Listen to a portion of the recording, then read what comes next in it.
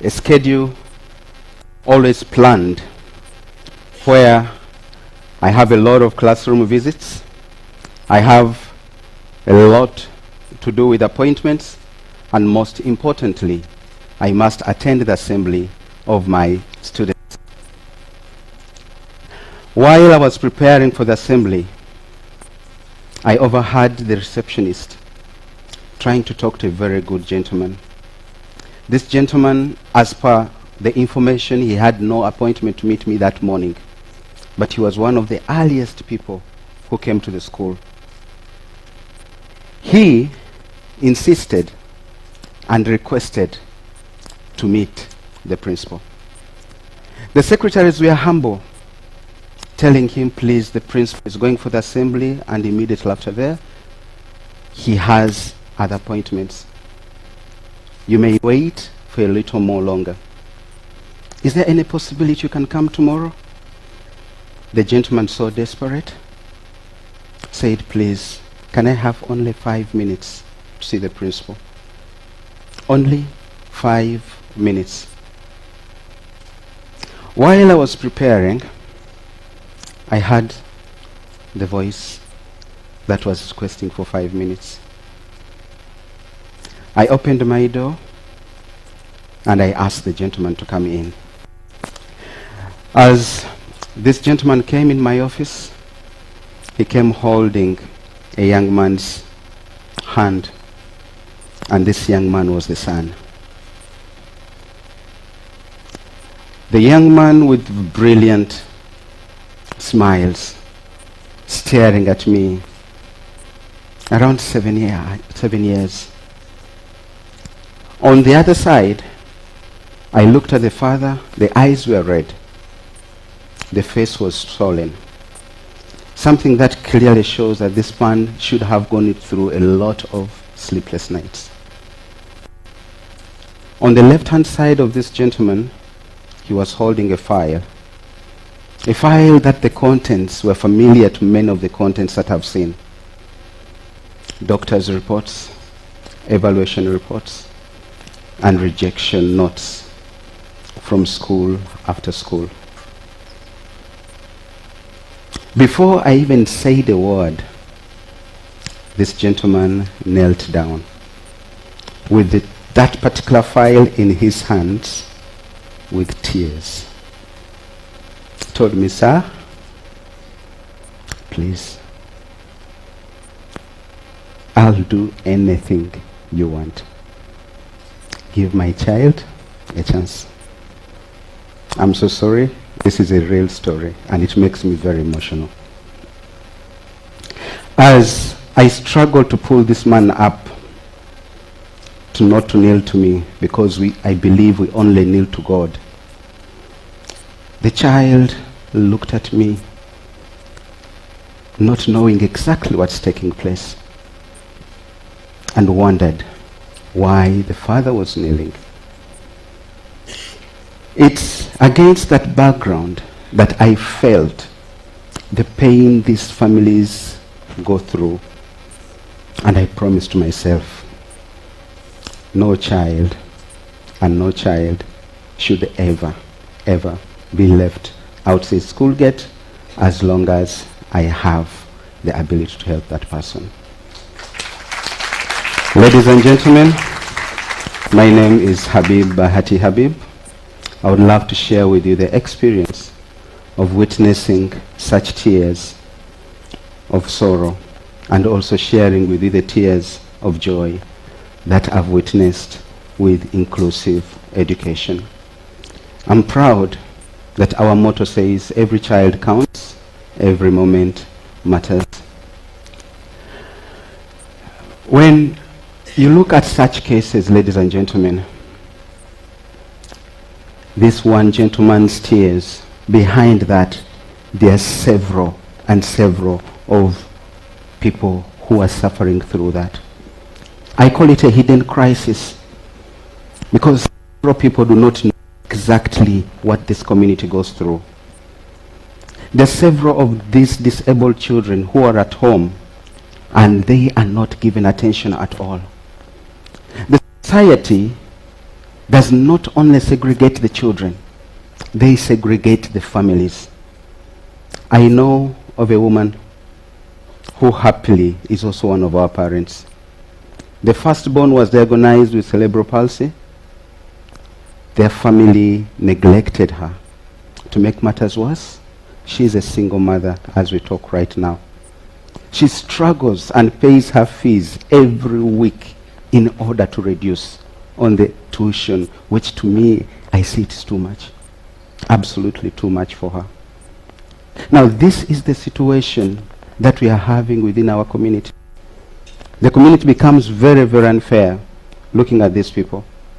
One of the speakers here mentioned that statistics that over 240 million of the children who are disabled in the world, believe me, only 50% of them get the opportunity to go to school. That means, it means that out of 2 children who are disabled, gets the chance to go to school.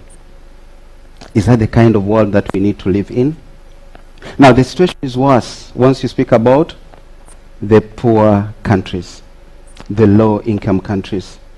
Over 90% disabled children do not get that opportunity. In 2018, a government report clearly showed that 15.5% of all the disabled children in Tanzania who went to seek for admission, they have been denied that opportunity. Is this the kind of world that we want to live in?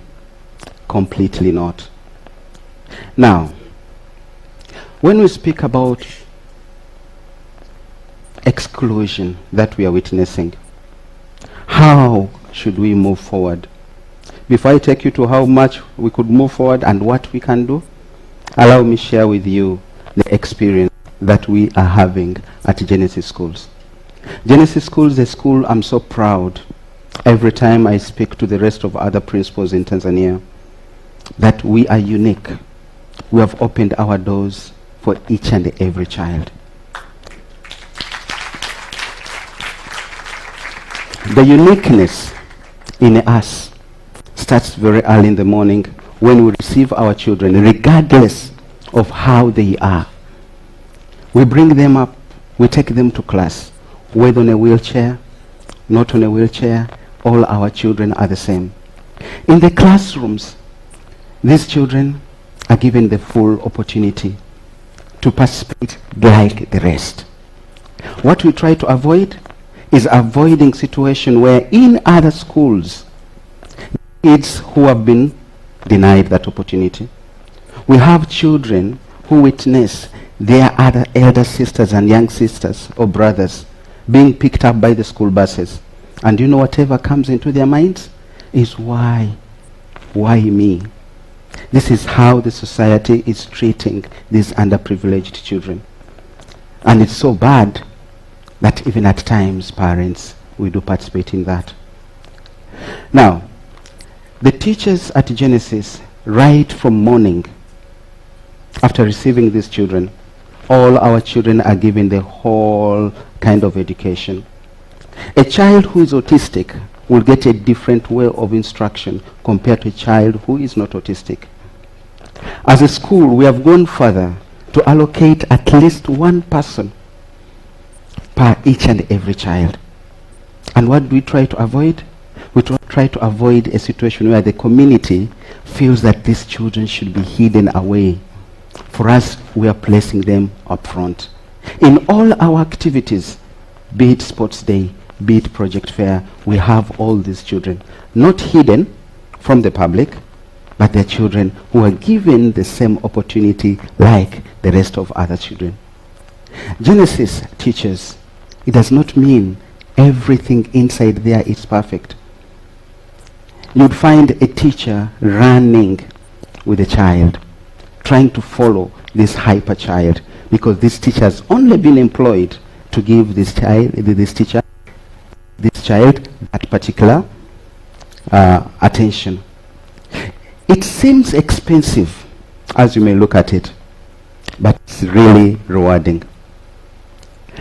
Whenever we have get-togethers, our kids are there. recently, the same children in one of our campuses, they were at the beach, trying to enjoy the beach the way the rest of other students could enjoy the beach. And why did we do that? If you look at what Mahatma Gandhi said, the true measure of any society can be found on how you treat the most valuable. That is the true measure. If that is the true measure, then rate us.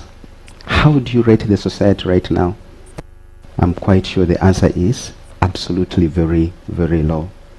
What do we need to do as the public? We have to wake up. We have to speak to people. Every one child educated, every child given that opportunity class is an opportunity that you change the world. We are educating today are the children who will become the leaders tomorrow, are the children who want to lead according to how they have been raised. Now, what happens to other schools? I would still request that the government should come up that the classroom environment is an environment all the be it on wheelchair, not on wheelchair, special education needs, they should always be the same. I do not believe in separate special education needs schools. I believe in bringing all these children together.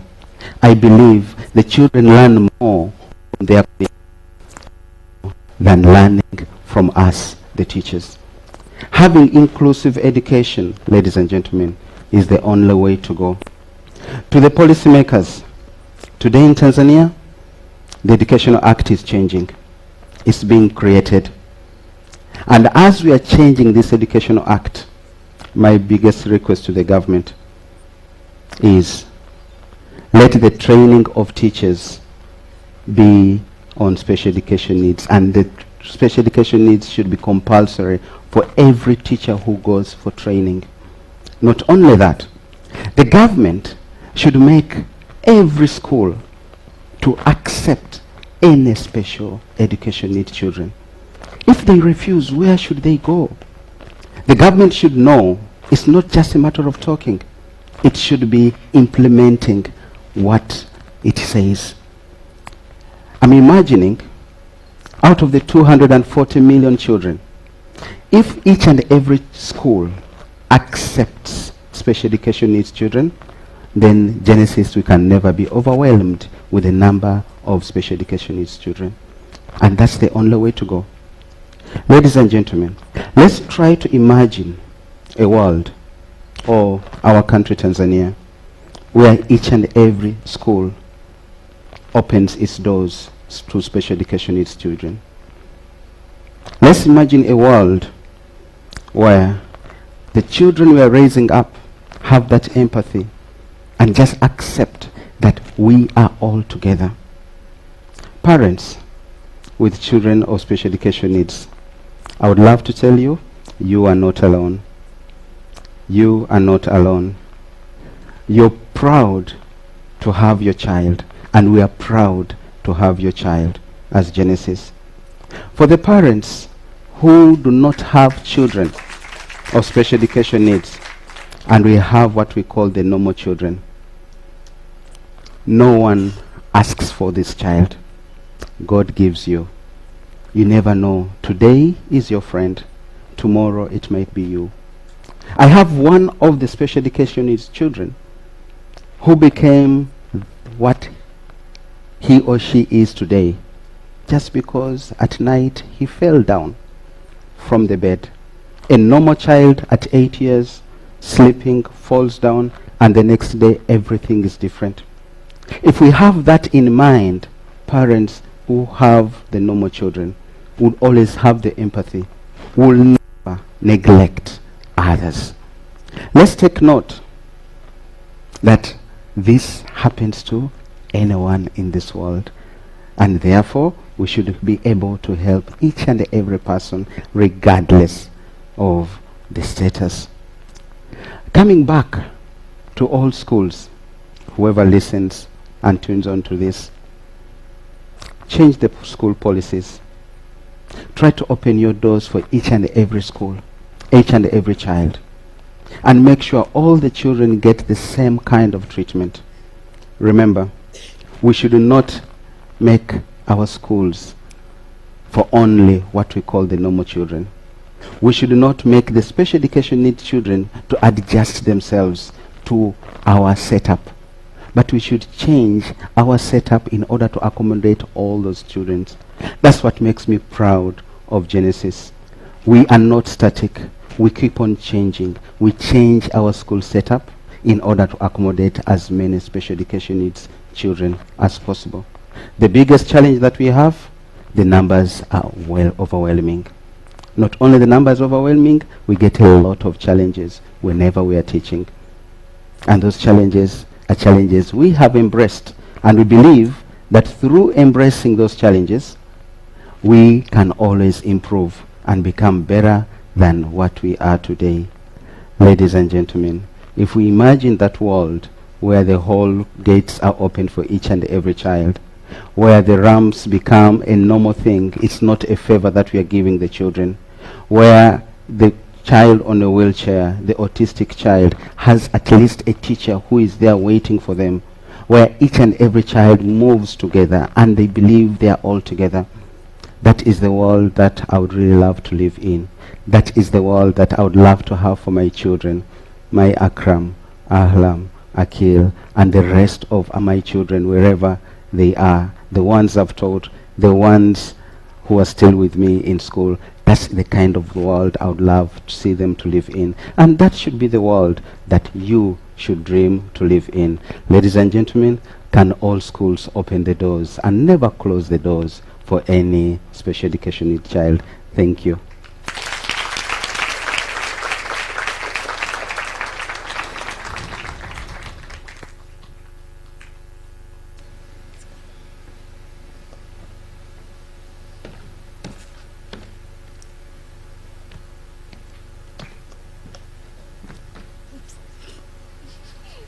Thank you, Mr. Habib, for that very thoughtful speech. And thank you especially for reminding us how important it is to give every child a chance to succeed.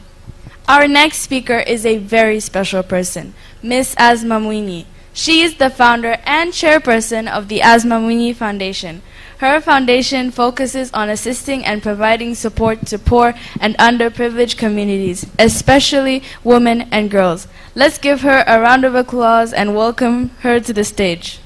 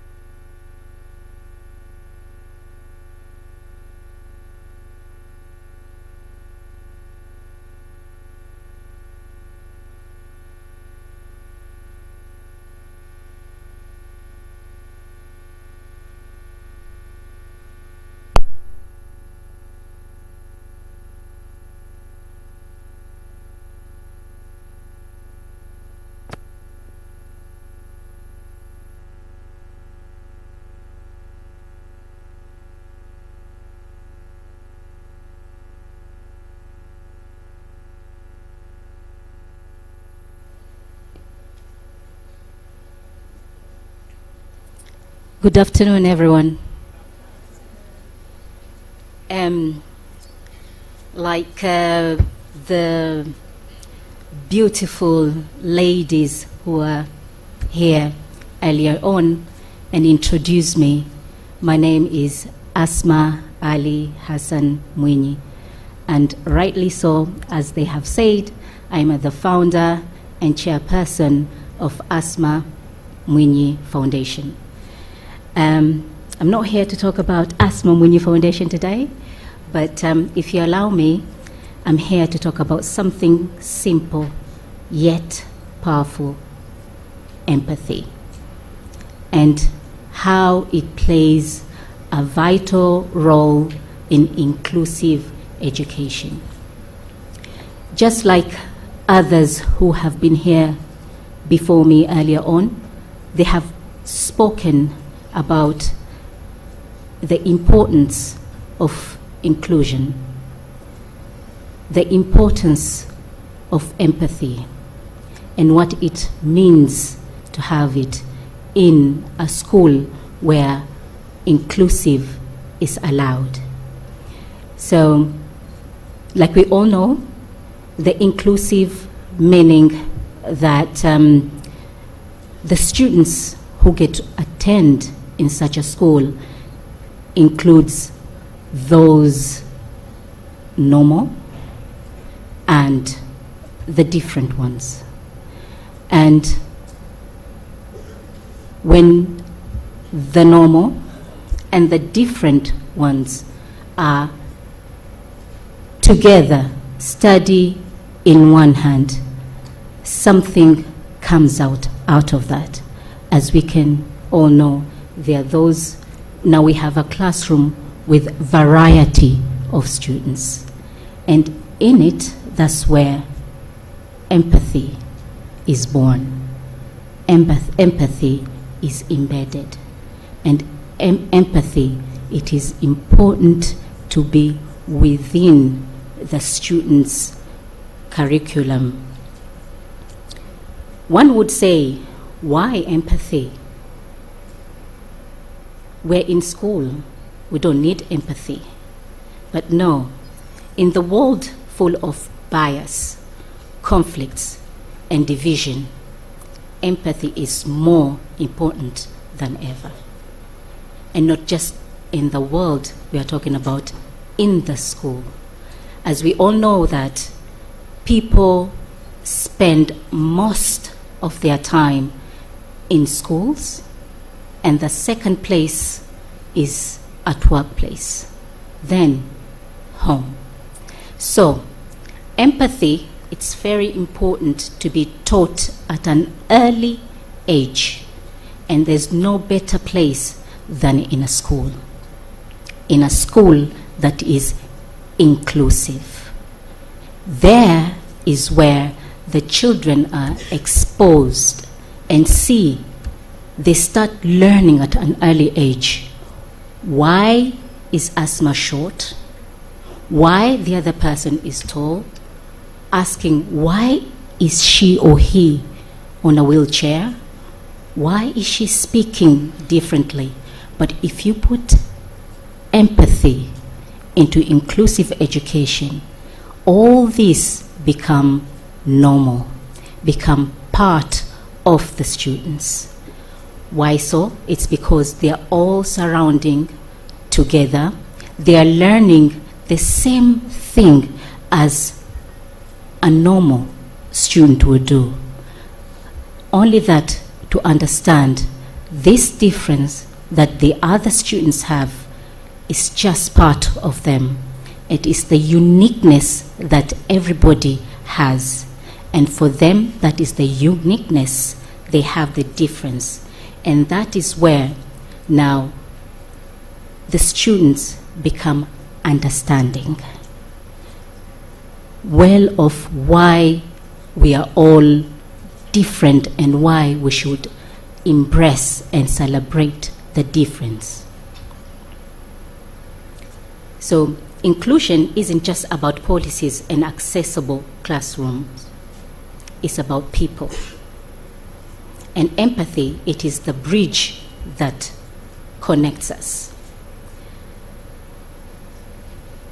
Now one would say, why bring it into the classroom?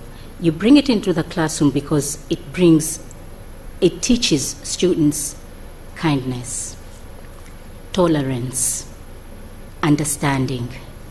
I'll give you an example. One day, I visited a classroom.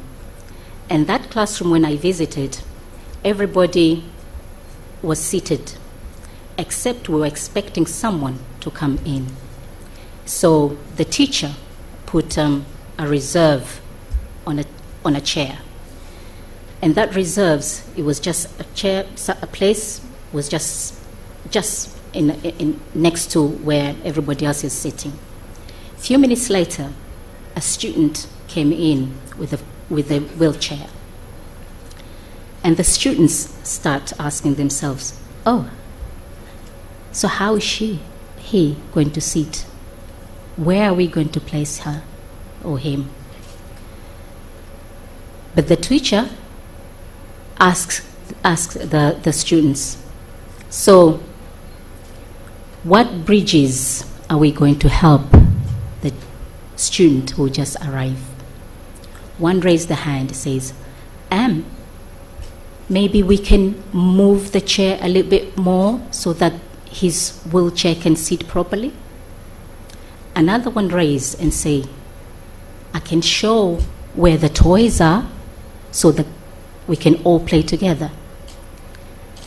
So the small whispers that they were there, like, oh, how can I play with him and all that, it all came down to knowing how to nurture and be sympathetic with the child.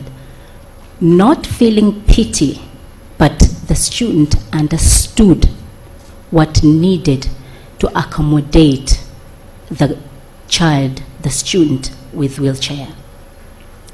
Eventually, thank you. Eventually, they all sat together. They started feeling comfortable with one another. They did not see a student on a wheelchair, but they saw a mirror reflecting on the child, on the student as themselves. By the time we finish and leave, the students of all, normal and different, they came together, played together, and learned together without pointing fingers or anything.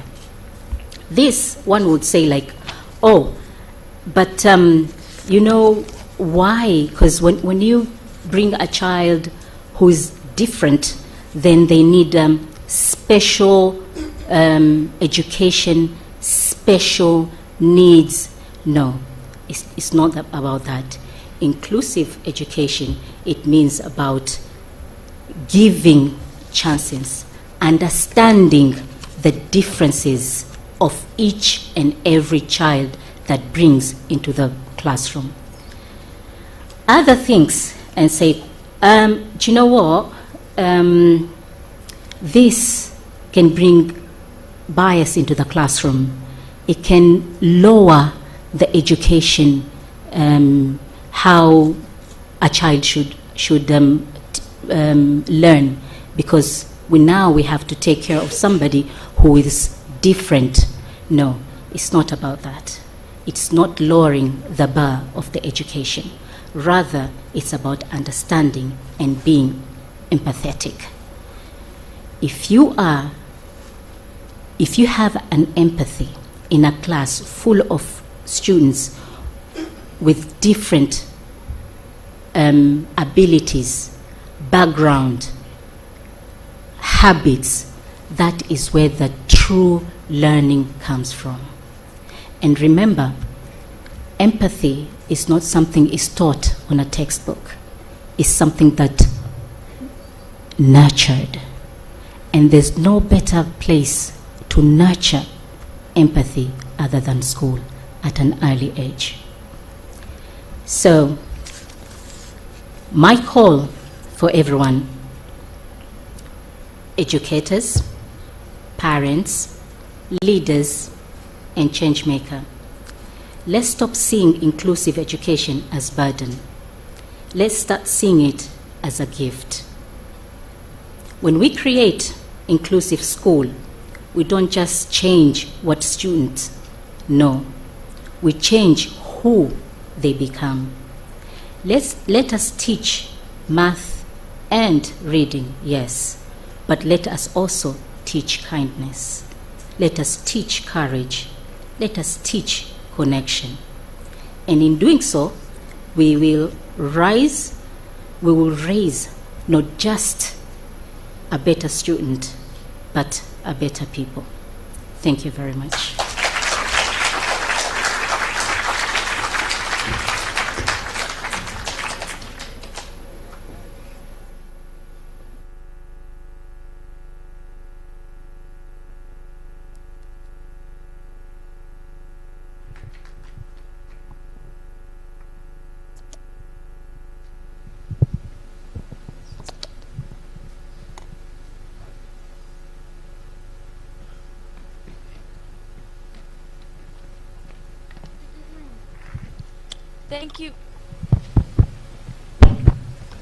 Thank you, Ms. Mwinyi, for teaching us that empathy is a crucial role in our everyday lives. Up next, we have our very own special group of teachers showcasing their insanely talented voices. Please, let's all enthusiastically welcome them on stage. Genesis Harmony!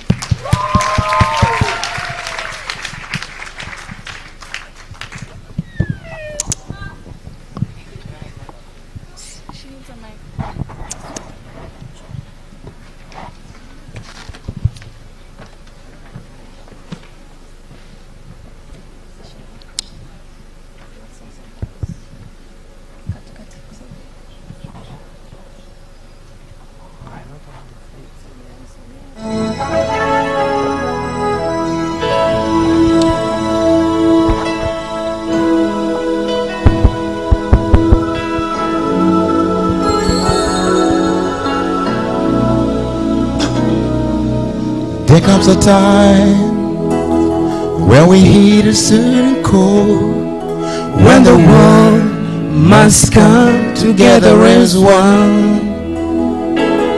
There are people dying. Oh, when it's time to lend a hand to life, the greatest gift of all. We can't go on pretending day by day that someone, somewhere will soon make a change.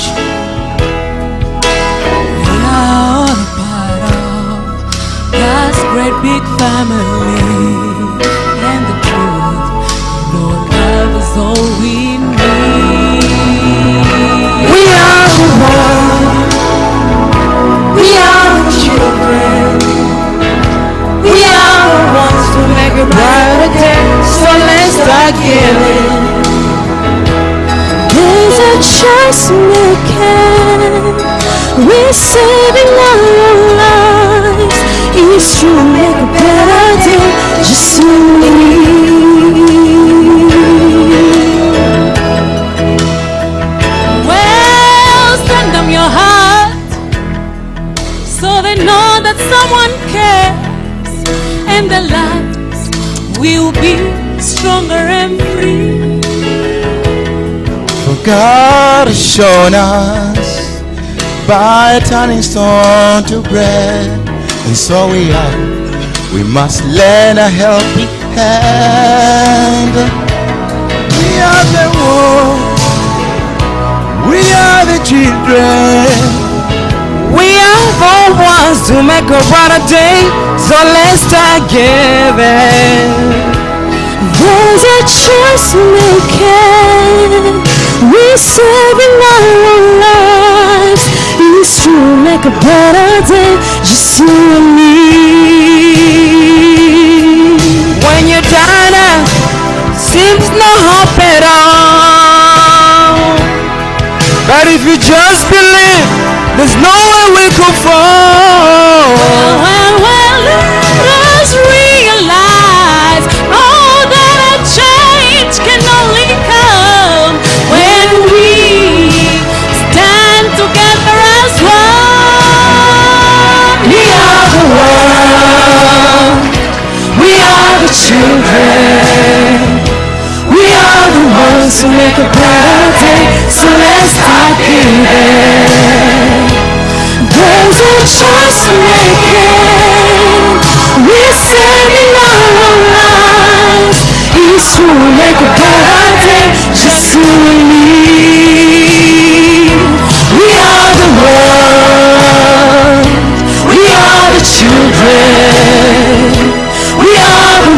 to make a better day, so let's start giving. There's a choice to make it. We're saving our lives. Each true, we make a better day, just you and me. We are the world. We are the children. We are the ones to make a better day, so let's start giving. There's a choice to make it. We're saving our lives. Each true, we make a better day, just you and me.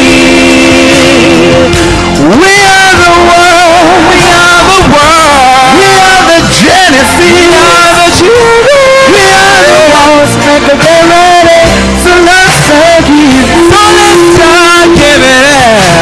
There's a choice to make it. We're saving our lives. It's true, we make a better day, just you and me. Oh, we are the children. We are the Genesis. The ones to make a better day, so let's start giving. Giving God's choice we make it. We're saving our lives. Oh, sons of me, a Genesis, together we are. We are the children. We are the world. So let's start giving. There's a choice we make it. We're saving our lives. Each true, we make a better day, just you and me. We are the world. We are the children. We are the ones to make a better day, so let's start giving. There's a choice to make it. We're saving our lives. Each true, we make a better day, just you and me. Yes, we are the world. We are the world. We are the children. We are the ones to make a better day, so let's start giving. There's a choice to make it. Come on. We're saving our lives. Each true, we make a better day, just you and me. Come on, sing it, baby. We are the world. We are the world. We are the children. We are the children. We are the ones to make a better day, so let's start giving. So let's start giving. There's a choice to make it. Come on. We're saving our lives. It's true, we make a better day, just you and me. Yeah. We are the world. We are the world. We are the children. Yeah, we are the children. We are the ones to make a better day, so let's start giving. Can we hear you, please? Start giving it. There's no choice to make it. Come on, come sing. on. We're saving our We like that, yes. It's true. It's true. Make a better day. Just you and me. Come on, sing again, sing again. Come on. We are the world. We are the world. We are the children. We are the one. We are the ones to make a better day, So let's start giving. So let's start giving. There's a choice we make it. We're saving our lives. Come on, come on. It's true, we make a better day. Just you and me. Thank you.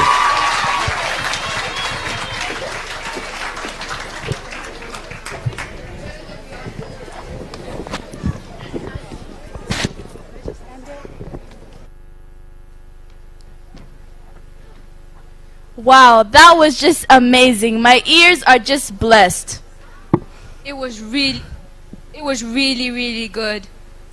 We are now excited to invite our next speaker, Mr. Ali Masood, also known as Mr. Masood Kipanya. He is an award-winning artist, journalist, and a famous radio presenter at Clouds FM. Let's give him a warm welcome on stage.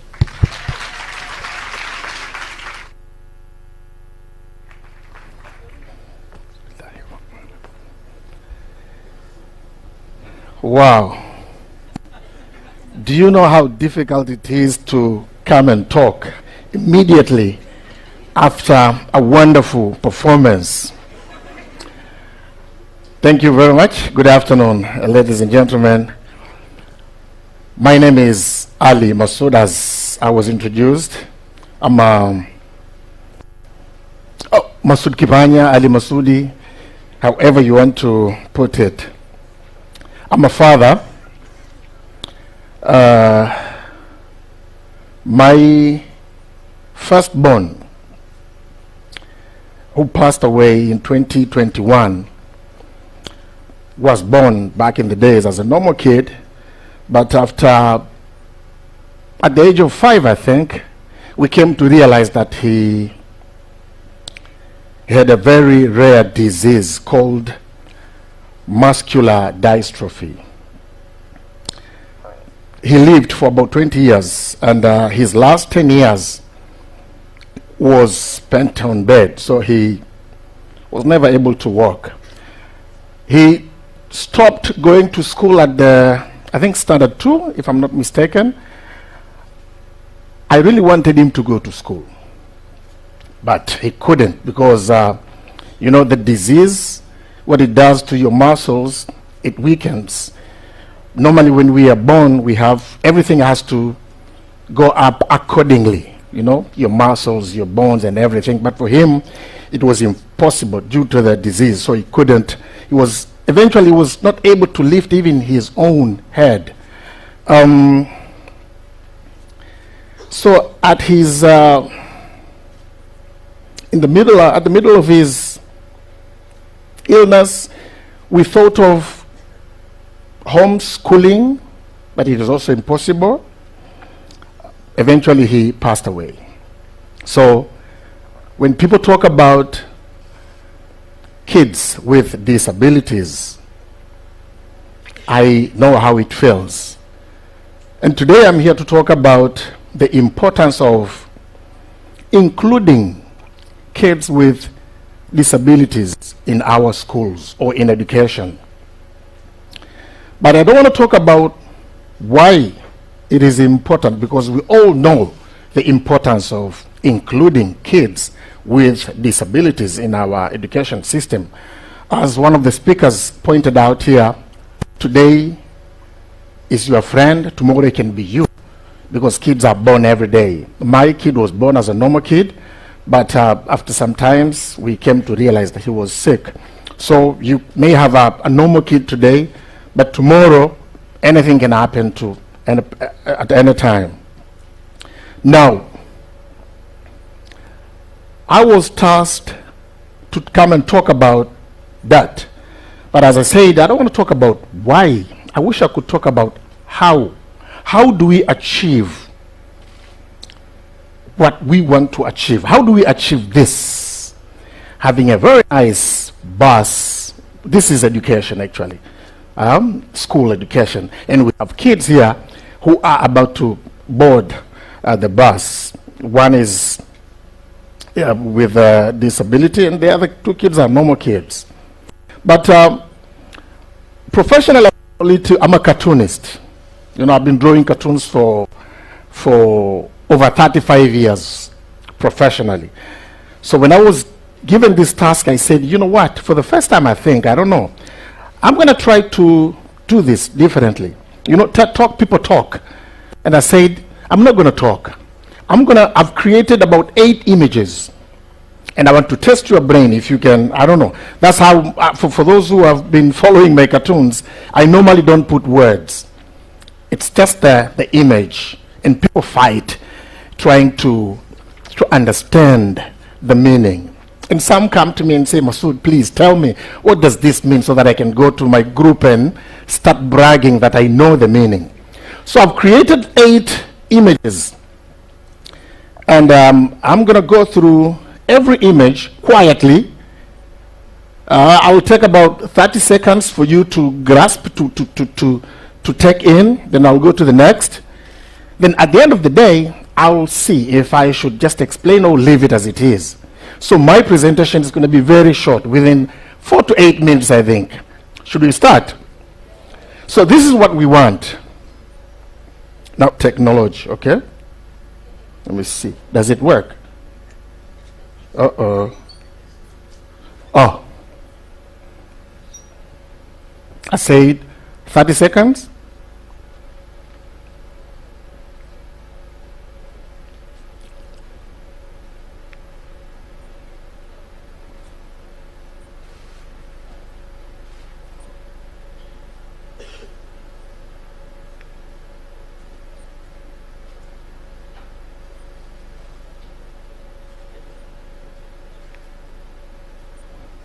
Should be less than 30 seconds, I guess.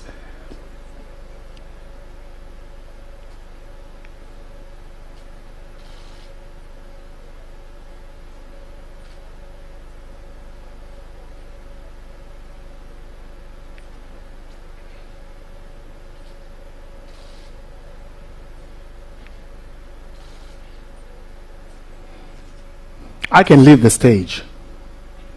Should I? No? You want me to explain?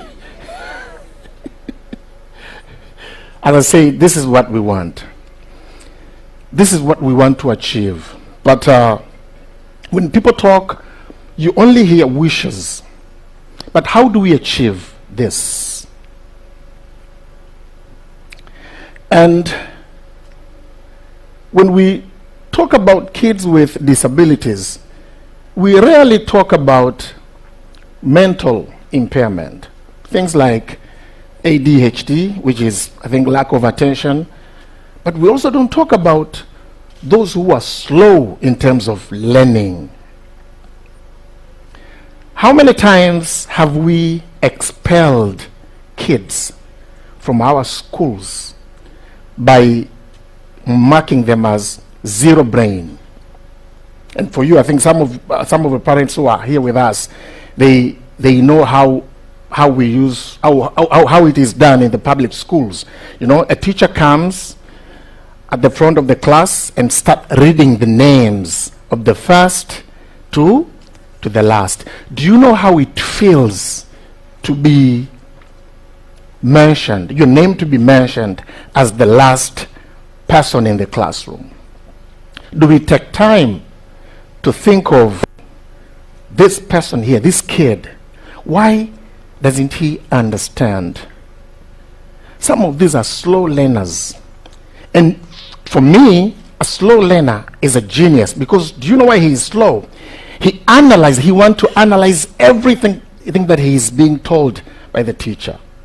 By the time he starts analyzing, the teacher goes into the next topic probably. He doesn't understand. We call him a zero-brainer probably. So that's why we have a lot of kids who are dropping from the schools, because they don't understand. The question is, how come the other person understands and the other one does not understand? So that's why I wanted to talk a bit about the ADHD. Some they don't focus when they're in the classrooms, and others are slow in terms of learning. We talk about including kids with disabilities in the mainstream, in normal schools. But do we think about our environments? Genesis, you guys are lucky. But talk about the rest of the public schools. You know, I was told that I read the research the other day, and it says that the yellow buses that you see, it's only 1%. Yellow buses, when you see kids get into those schools, those school buses, it's only 1%. 99% is these kind of schools where you get this type of toilets. Now we have a kid with a disability. He wants to go to the toilet. Lucky enough, he has a bicycle. How does he get going there? Okay, then we say, okay, fine, we don't put stairs. How does he, look, imagine as a parent, would you want to see your kid going through those contaminated waters from the toilet? It is tough. That's why I think we need to invest. We need to invest in our education. The way we invest in our in politics and other stuff, but we need to invest in facilities so that we can enable these kids to be part of our school systems. We have to put money. We need to invest in sports facilities for all. You know, when a kid sees a person with a disability winning trophies in games like Paralympic, it makes them feel that, oh, so these are also normal people. They can participate. So for them to be part of those games like Paralympic, it has to start from the schools and in our societies, in our communities. So we have to invest in sports facilities. But apart from investing, social knowledge, how do we make these two groups mix? How much do we know about socialization? People talked about empathy here, but where do kids learn empathy from so that they don't stigmatize kids with disabilities? When do we teach these kids that they can be part of that group? Social knowledge. How many times I spoke about where do these kids learn compassion? They have to learn from their parents and guardians. How many times when you get into a traffic jam or traffic lights, you see a disabled person? What do you tell your kids? What do they see in those disabled people? Do they see them as strangers, poor people, nothing? What do they learn from us, the compassion? What do we teach them? What do we tell them? Do we tell them that today it is him, tomorrow it can be you? Do we do that? So it has to start from our family level. We have to teach our kids how to be compassionate, how to understand what it feels to be at the bottom there. Thank you very much.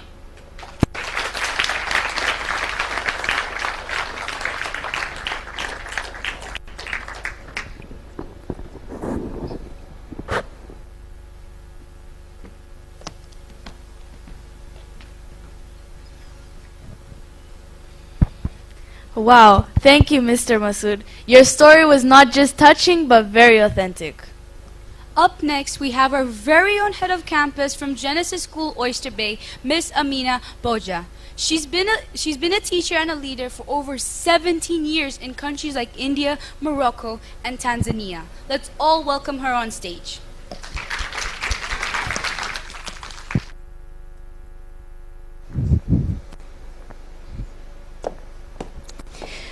Inclusion, inclusion, inclusion everywhere in this room, isn't it, everybody? Since the time we've arrived over here, everyone, we have been talking about inclusivity, we've been talking about diversity, we've been talking about how it is so important that there is space for everybody in this community. Now, we always expect that inclusion or acceptance is somebody else's job. But is it always somebody else's job? Because the true inclusion starts from within. My very first experience of exclusion, by the way. I am from India, and I went to a typical government school in India with 50 students in a classroom, with one teacher, of course. And there was a project going on, and there were 5 students in that group. Now, I was like standing off, to the side, because for some reason, I was not part of the group. And, I was asked, like, I'm just supposed to pretend that I didn't care. But I actually did. You know, a third grade child not feeling being part of a group, yeah? And then nobody around you feels it like, hey, you should be, or she should be part on, you know, she hasn't spoken much yet and she should be part of the group, isn't it, right? And for me, I just had to, I don't know, pretend that I wasn't there. And that day I learned that inclusion just isn't about where you are. Okay? It's also where I learned the truth, and it took me years to understand that it's about whether anyone else sees you. And the true inclusion doesn't start with policies and programs and the curriculum, you know, that's made out there in institutions, learning institutions, whether our universities and colleges and, you know, preschools. It's not about policies and programs. Inclusion must begin from within. Now, you know, the biggest myth is that inclusion, it's all about others, as I spoke just a few seconds ago. We always expect, oh, you know, where it's somebody else's thing. Now, when we talk about inclusion, we often, you know, point outwards. Yeah? And we ask these kind of questions. We say, why aren't they including more diverse students? Why aren't companies hiring people with disabilities? And why our system is not equitable? And mind you, these are some very good questions and very necessary ones. These are questions sometimes I often hear my colleagues asking when I go to seminars. People do ask these questions, but they all have something in common. And they assume that inclusion is something someone else should be doing for us. Yeah? Now, the reality is that inclusion starts with the question we ask ourselves. Now, what are these questions we ask? Now, do I notice who is in the room? Often when we all go for board meetings and seminars and classrooms, do I always notice, like, who is not in this room? Especially when we go to conferences that includes like 50, 60 people. Me and my fellow head of campuses, when we do our staff meetings on Friday, we do a roll call to make sure that everybody's attending. Well, that's because, you know, it's a requirement for us. But if we were not to do that, would we know in a room of 50 to 60 people who is not there sometimes? Maybe your friend or somebody, but not often, you know, somebody who you never spoke to or never mingled with in an institution.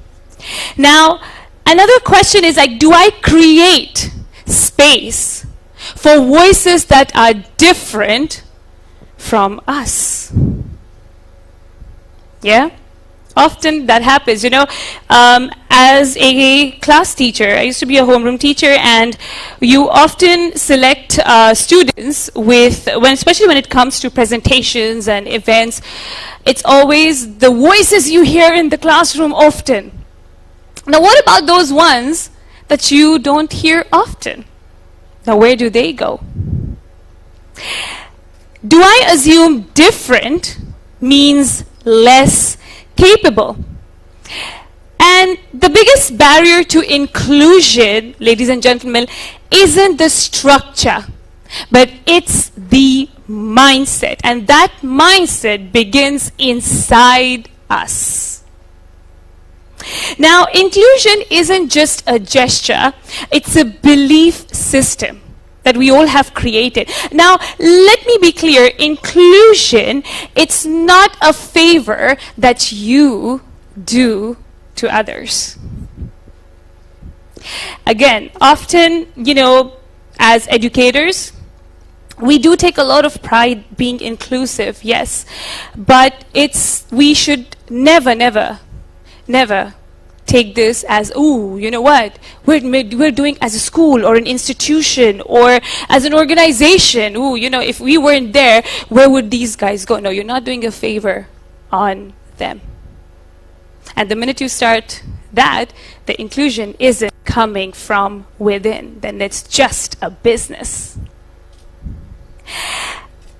Inclusion is a daily choice, everyone. It's a daily choice where you challenge assumptions, where you interrupt biases, and listen even when it's uncomfortable. You know, in our life, in our daily lives, ladies and gentlemen, we're so bounded with our duties and our lifestyle that we often do not even have a moment to hear when something around you is so uncomfortable. With the world around us, you know, being war zones where, you know, the economy is falling apart and how those things have affected individuals around us. But when we often go on those, you know, those TikToks or our Instagram scrolling, you know, we often see those videos of children talking about how they are suffering at the moment. But are we sometimes taking even a moment to hear them? Why? Because that makes us uncomfortable. And that's the era, unfortunately, we're all living in. And I do that sometimes as well. I'm not going to shy away from saying that. Because why? Because that's how our lifestyle, unfortunately, is, ladies and gentlemen. Now, because real inclusion does not say you can join us if you can act like us. You see, it says you already belong here. Okay? Now that's the other thing. You're supposed to be like, no, I am not going to take you or include you because we would like you to be a certain way. We want you in because you belong here. So let us change.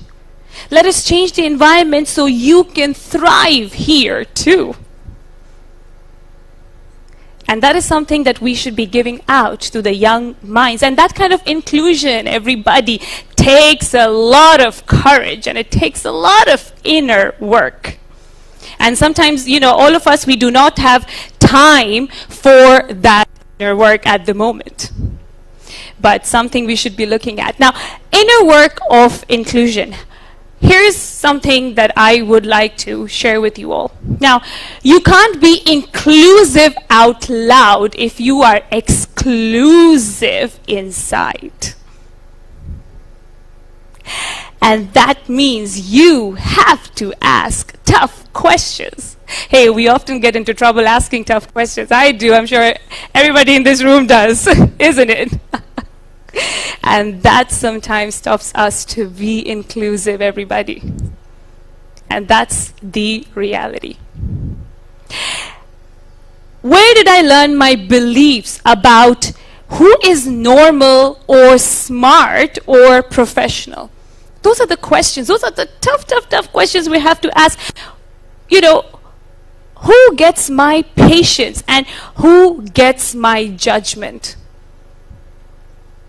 That's the other tough question. And when do I make room for others and when do I expect others to shrink?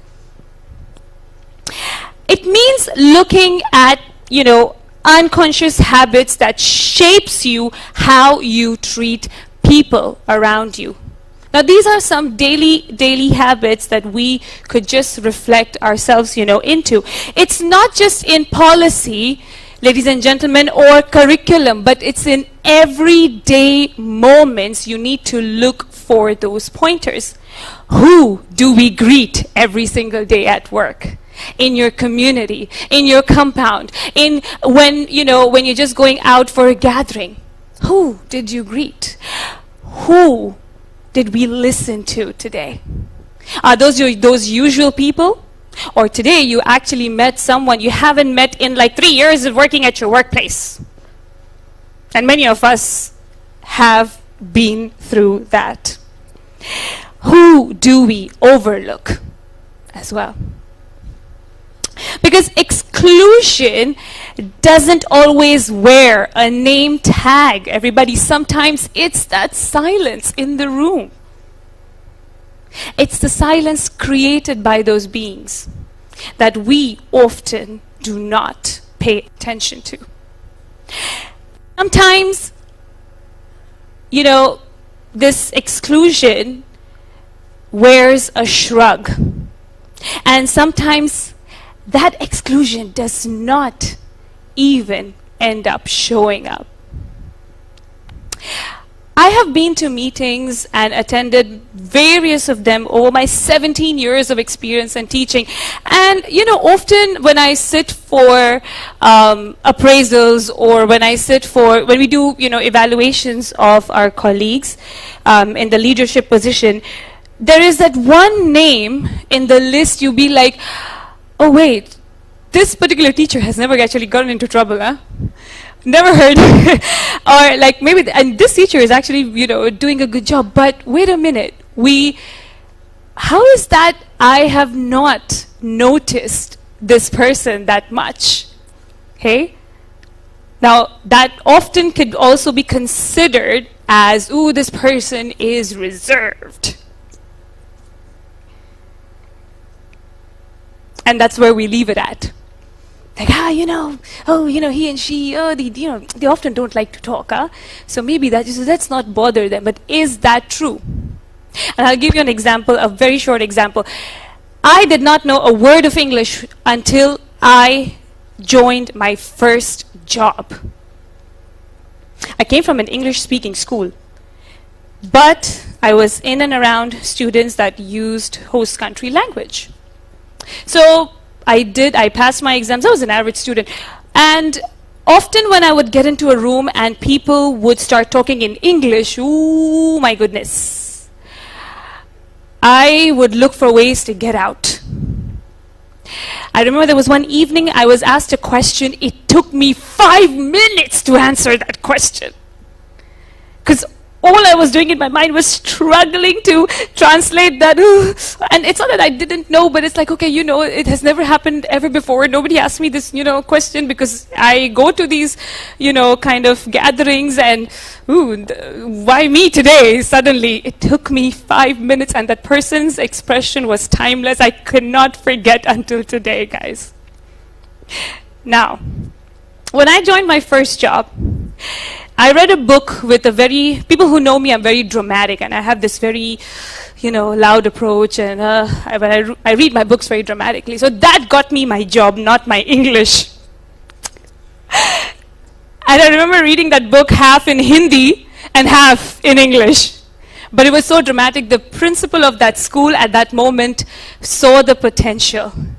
And now here is the most scary part. I get a job, and now my job is to read storybooks to the kids in English. Okay, first job. You know, what am I going to do?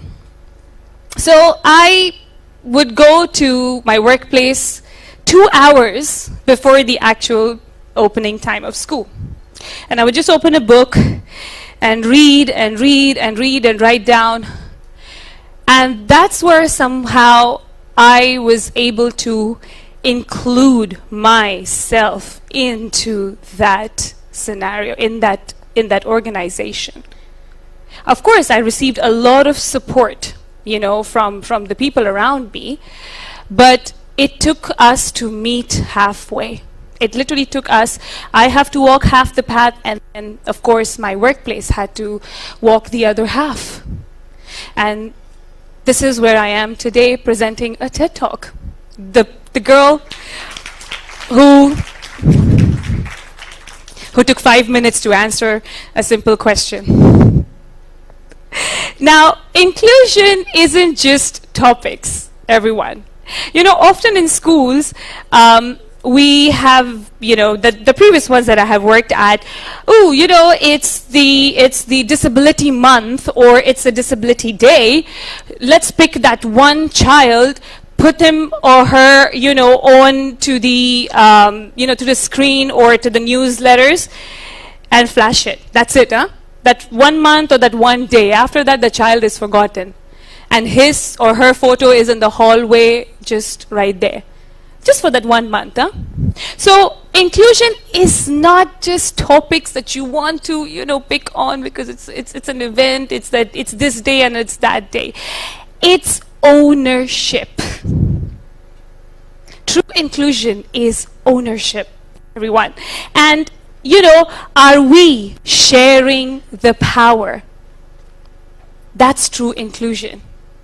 Because yes, I can speak well or I can understand certain things well, but am I sharing that power around my people, around my children?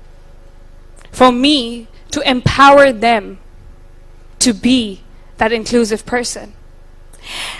Are we designing systems with people and not just for them? Some of my colleagues here talked about, how they felt, they had personal stories about their children or somebody around them being given that very special kind of, approach. Now, this is the beauty of the school that I work in. I worked in schools that had SEN departments. My whole school is inclusive.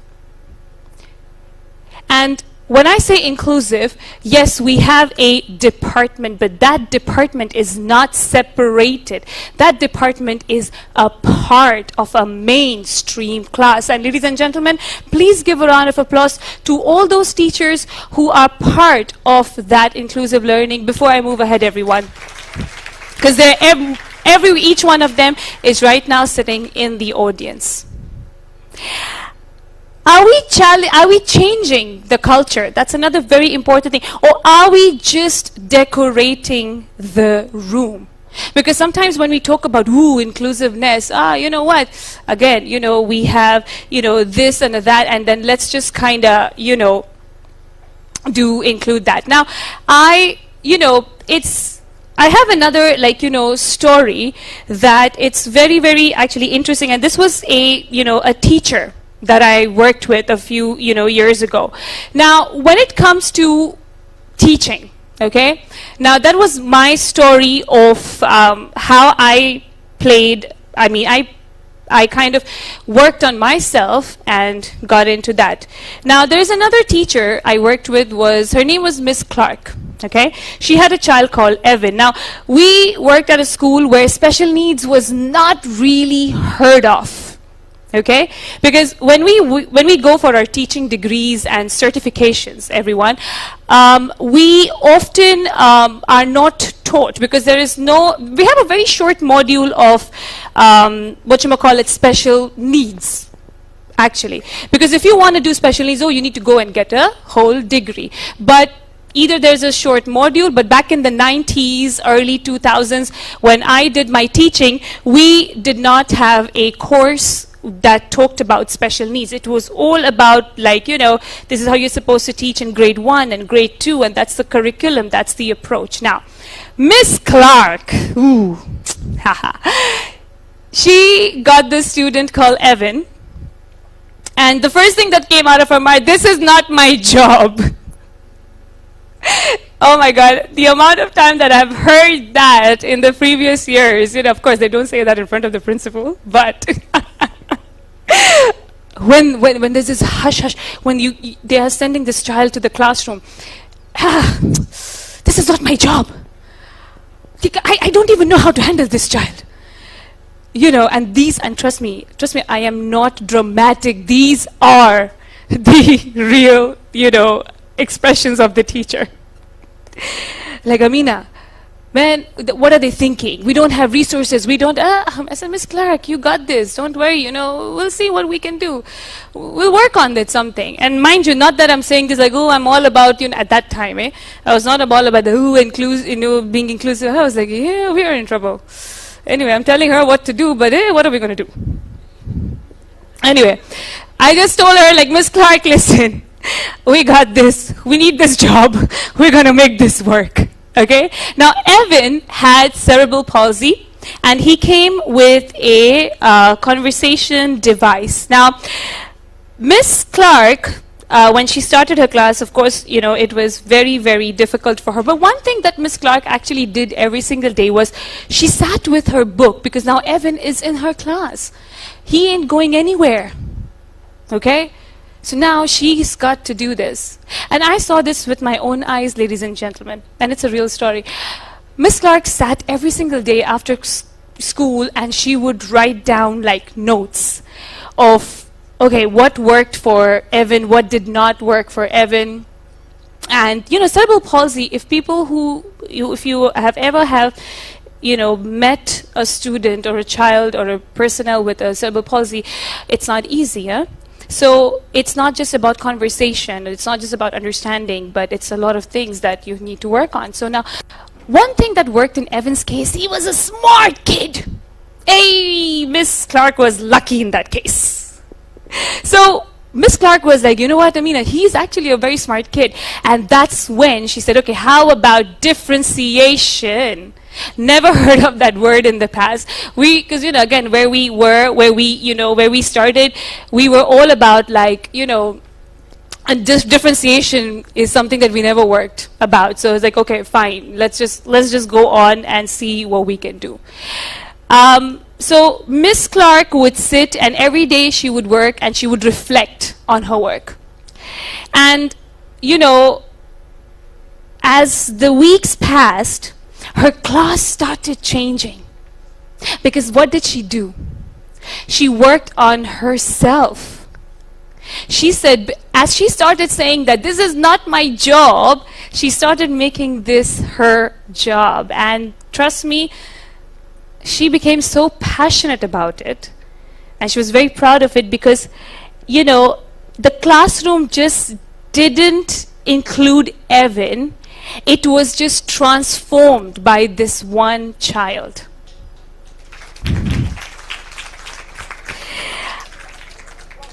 And that's what, true inclusion is, ladies and gentlemen. These are just, a few stories out there that really, on our day-to-day inspires us, and day-to-day tells us how this is something that has to come from within. No professional development, no training. Sometimes, of course, efforts from, across our, colleagues who help us understand that, hey, we need to reflect on ourselves and we need to work on this. So that's very helpful. Now, inclusion, is something, it's very, as, difficult it sounds, but it's something that you could actually include it in your daily practice. Now, so how do we begin, ladies and gentlemen? It's not always in big speeches and seminars or sweeping reforms. It's in the micro moments. That's what you're going to find it. Now, when you notice who is quiet in the room, draw them in. That's something that you're going to take from here today, everyone. And I really would love you all to try that in. When you change the language from, those kids, nah, they're not those kids. These are our kids. Change the language. When you ask whose voice is missing from this conversation, ask those questions. It's always when you catch your own biases and say, wait, let me rethink that. Inclusion is not a destination that you want to reach. Make it your discipline.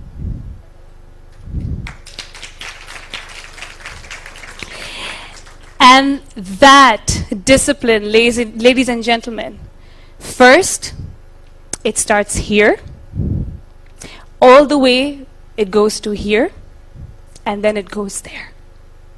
Thank you.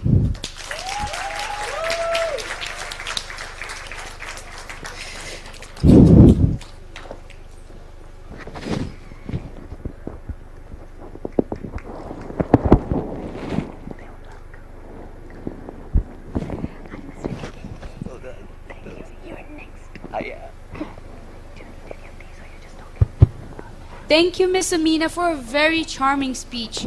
Honestly, you are so right. If we want change to occur, it has to start from within. Finally, we are honored to invite our last speaker, Mr. Salim Kikeke. He is the Deputy CEO at Crown Media and a former lead presenter at BBC Africa TV. Let's give him a warm welcome.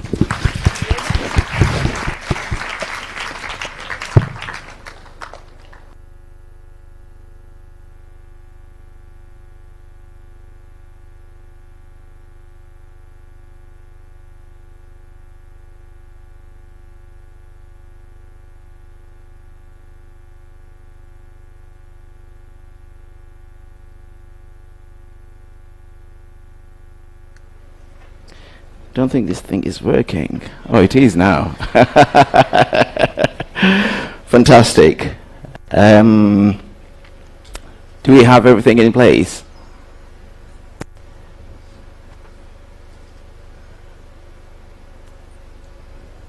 Hello, everybody.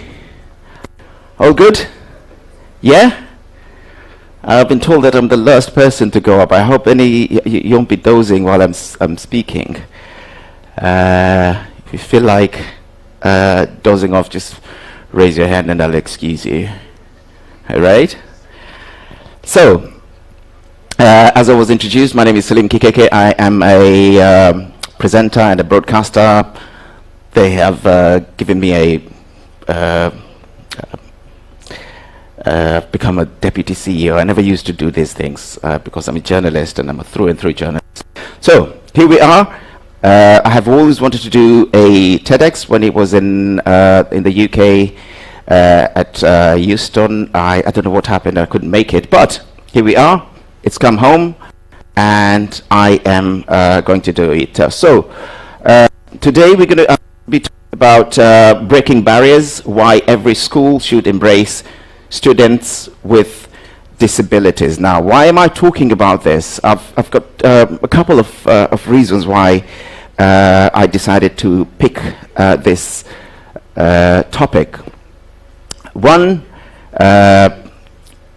it was a personal issue. Something happened in our family that I observed, and I thought, I think I should talk about it at some time in my life. And another thing is another experience when I was in the UK.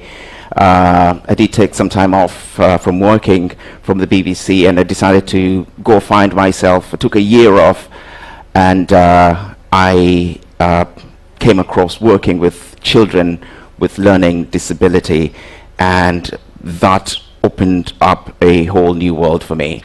So when this opportunity presented itself, I said I'm not going to miss it. So let's have a look at the types of disabilities that we have. We have the physical disability, sensory impairments, intellectual disabilities, communication disorders, and multiple disabilities. A quick look at the numbers that we have.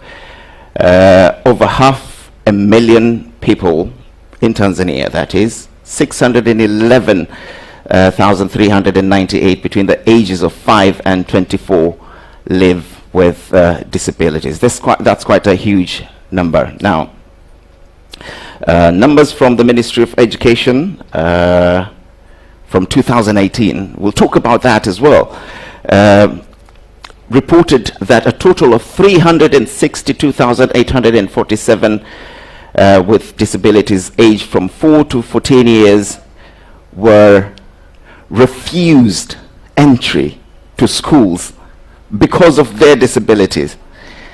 Now this is the negative attitudes. There's a lot of negative attitudes towards disability, and this is what we want to talk about, and I'm going to be asking why. This is 2024 and we're still doing it. Why are we still doing it? Everyone here, I'm sure, knows at least one person with a disability or a friend of a friend. But the picture around disability is quite gloom. And I think we are brought up from our cultural backgrounds and all that to look at people with disability on a different eye. And this is, I never used to understand this. I remember when I was in secondary school, there was a new student who moved into our school. He had a disability, and the day he moved into our school, I went to a boarding school, there was a huge storm, coincidentally. And in the morning after that rain, everyone was saying, do you know why this happened?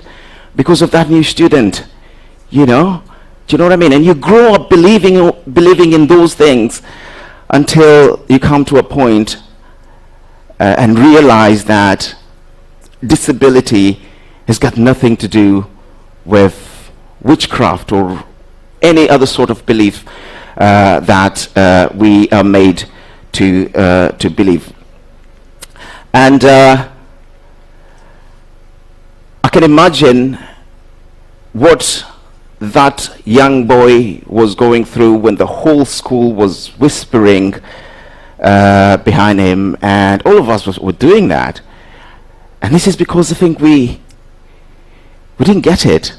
And why did we not get it? It's because we grew up, we had nobody to tell us that this is quite normal. This is part of our society, all the negativity. And I can't imagine what he was going through. Terrible. And have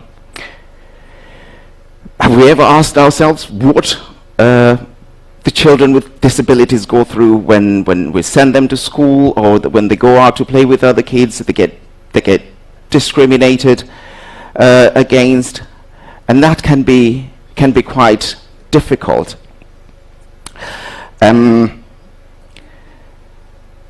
So let's look at another numbers. I'm not a huge fan of numbers, but I think sometimes we have to go back and have a look at these numbers. We saw the numbers that of the children that were denied deliberately. Over 360 children. Pictures this. I mean, if you're a football fan, think about the Emirates Stadium. It takes 60,000 people times 6. That's the number of children with disability that were denied a chance to get an education. This is huge. And those numbers are from 2018. I'm not quite sure where they are right now. So the challenges are educational access. There aren't enough. There isn't enough access for our children to go to school for various reasons. But of course, we know the schools themselves don't have the proper infrastructure to accommodate the children. We don't have enough teachers to deal with this thing, with the situation. How do you treat a child that with disability?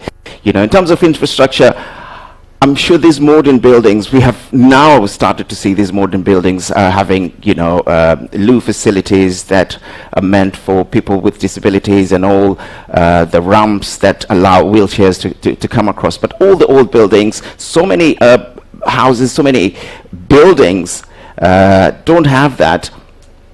So in 2018, 2016, 340,000 children did not have access to education. Stigmatization. Now that's the basic of my talk, because I just want to find out, why do we still do that? Amina talked about inclusivity here. This is just lip service. So many times, I understand the efforts that have been made by certain schools, but as a whole, when you look at the actual situation, we have children that have been locked up in their own homes because of their disability. They're not allowed to go outside to play with other kids. They're not allowed to go to school. They can't do anything. And the stigmatization that I grew up seeing, one of my aunties who had a disability, she had a physical disability and other disabilities. She had speech problem and all that.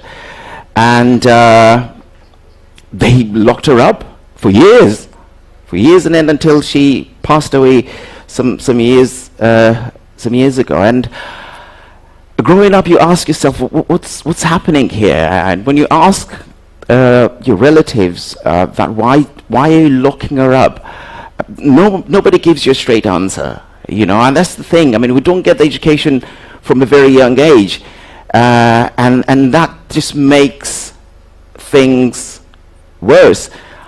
When I look back and look at my auntie today, if I was there then, from what I know right now, I am certain something could have been done. She could have gotten an education, and she could have got herself a nice job and have her own place. But she ended up living it with our family, locked up, really, literally, for all her years in this world. So it's quite difficult to see that. When I look back, I really feel like I should probably maybe have done something, but I had no clue. There was lots of naivety. Now, we understand our children with disability suffer quite a lot, but the families who look after these the children with disability also go through a lot. The parents and the families. First of all, if you are hiding a child, that takes a mental toll. Every morning you wake up and make sure that I've seen stories of kids being chained. Do you know what I mean? And the cost, the financial burden that comes with that. So there's a lot that's going on. The child is suffering, the family is suffering, the parents are suffering, and I think with all the efforts that have been done at the moment, I really, really hope that change is closer than we think. So I think there is a slight change of perception at the moment. We see more and more children being taken to school and registered. We're seeing the government building infrastructures that can accommodate children with disability. That is quite encouraging, but I think more can be done, and you and I can do something about it. Let's talk about infrastructure barriers. We see the children, until they grow up, they don't have access to education. They don't have access to, the stigmatization. Even if you find a family that lets their children go out to play, obviously when they go outside and they get discriminated on, they lose their confidence of actually going out and mingling and doing anything with other children out there. Now, in terms of infrastructure, I think living abroad really, like I said, opened up a whole new world. I managed to see people with grown-ups, that is, with disability, who are independent. Someone who is visually impaired, living in their own flat and going on doing their business as a normal person, but because the infrastructure is there. They have their own, the walking stick, for instance, for someone who's visually impaired.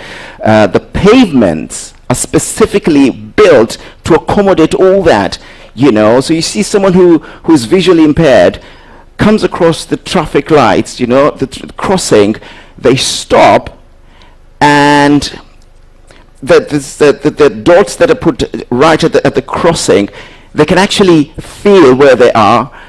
The sound is there to let you know when to cross.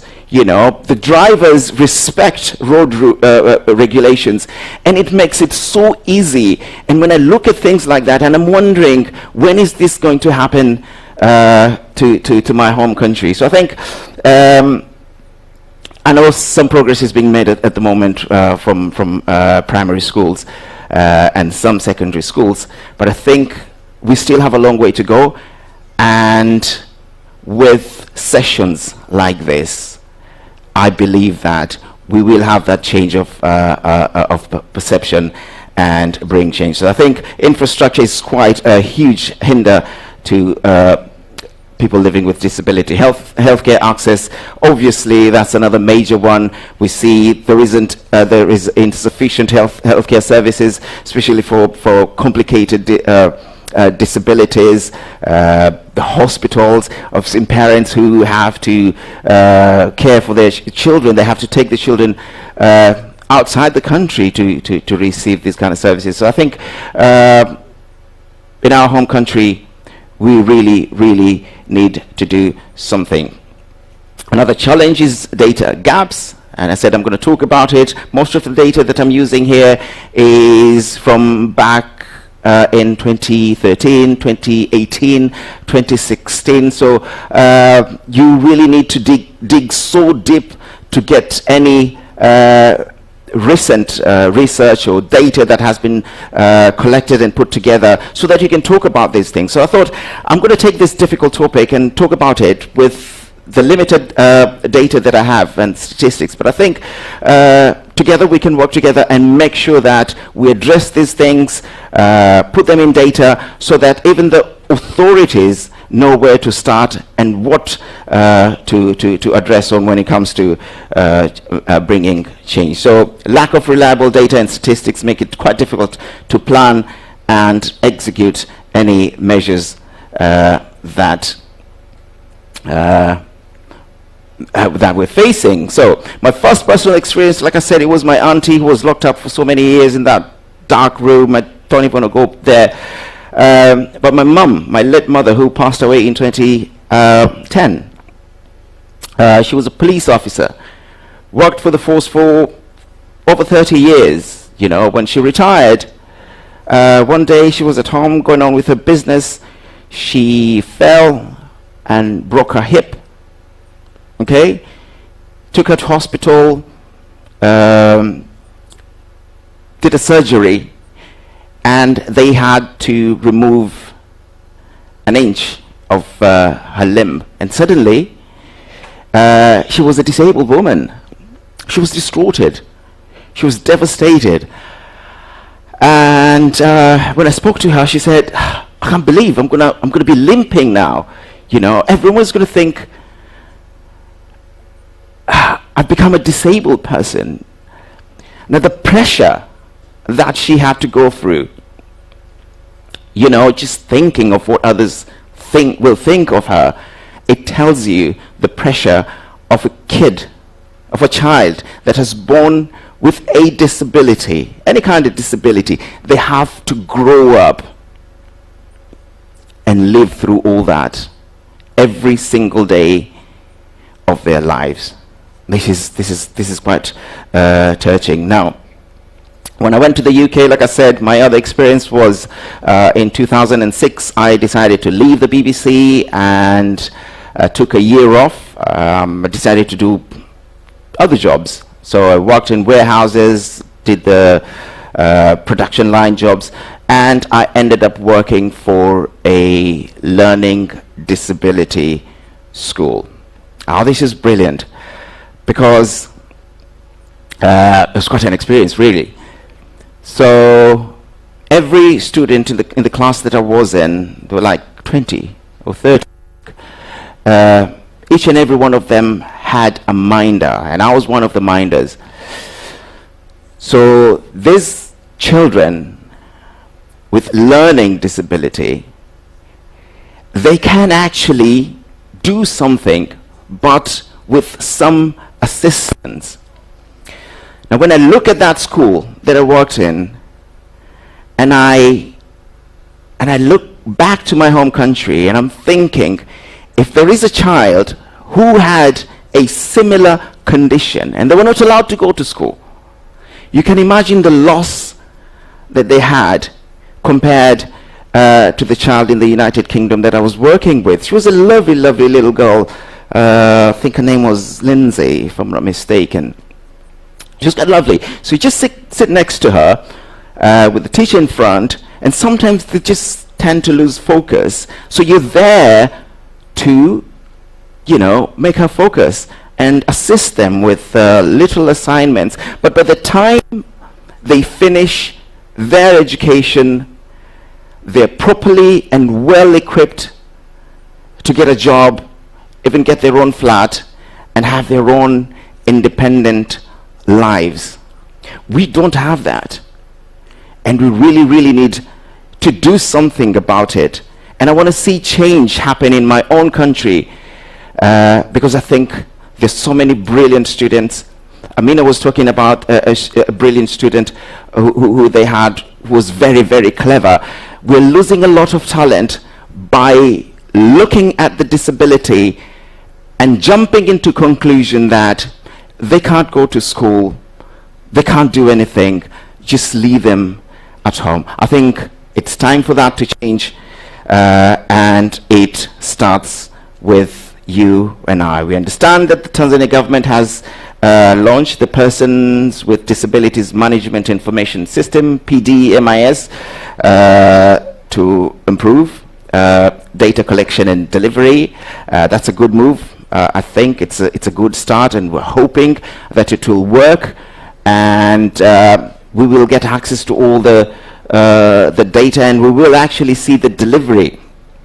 We do have the Tanzanian National Policy on Disability and the National Strategy for Inclusive Education. I'm sure some of you are just hearing it for the first time in here, but it's there. Do you know what I mean? It's because we don't talk about these things.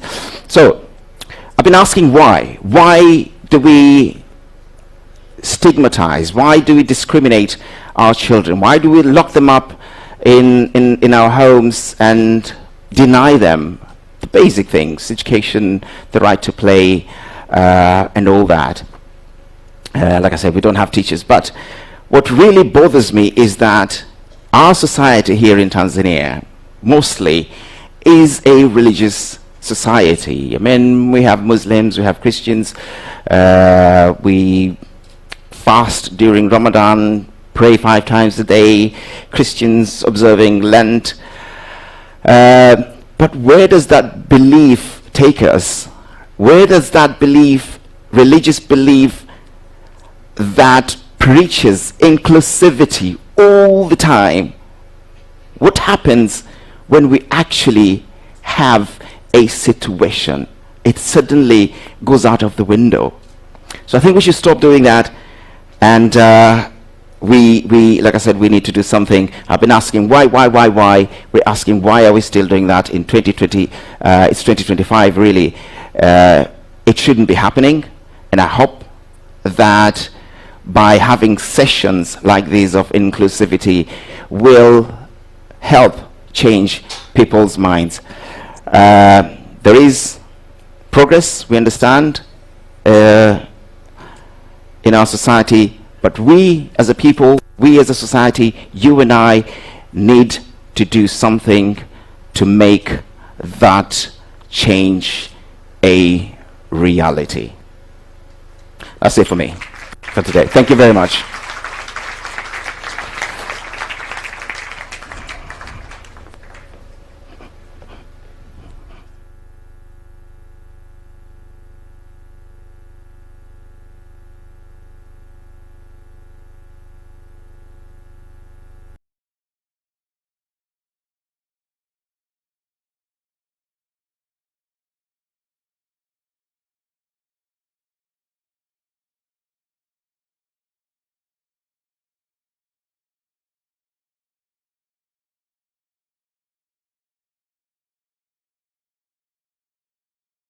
Task at hand. But in this time, I would like to appreciate our sponsors who have made this event possible today.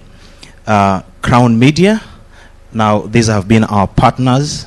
Not only have they been partners, but they have aired this event live, but they also did a wonderful job in advertising before or prior to this date. But also, may I acknowledge a wonderful contribution by Horizon, who also have been our partners and who have done all of our digital marketing. Again, if you see the photographers, this is a wonderful job done by Manifesta brand. These are the ones who have covered this, and they have sponsored it. Earlier today, we had a snacks break.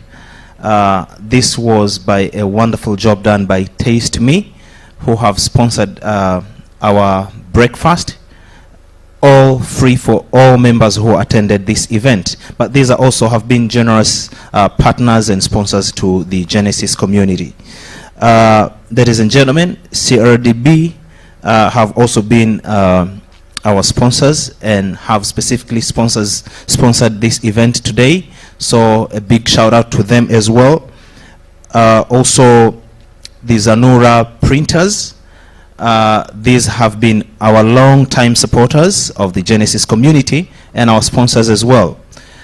We are proud to have had Asma Mwinyi, the daughter of our late president, Hassan Ali Mwinyi, sponsor us through her foundation, which is the Asma Mwinyi Foundation.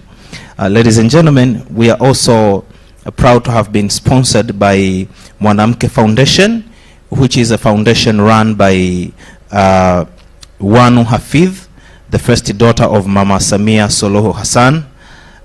So she has sponsored, who is also a member of parliament. So we are proud to have been sponsored by these wonderful individuals. But not to end here, NMB Bank have been our main sponsors of this event. So pretty much of what has gone down today here, it is with a very big support from NMB Bank.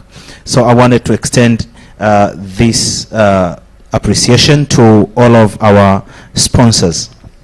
Ladies and gentlemen, I will now, with pleasure, invite our principal, the principal of Genesis Schools, who will then invite our guest of honor on the stage. Please help me welcome Mr. Habib Bahat Habib.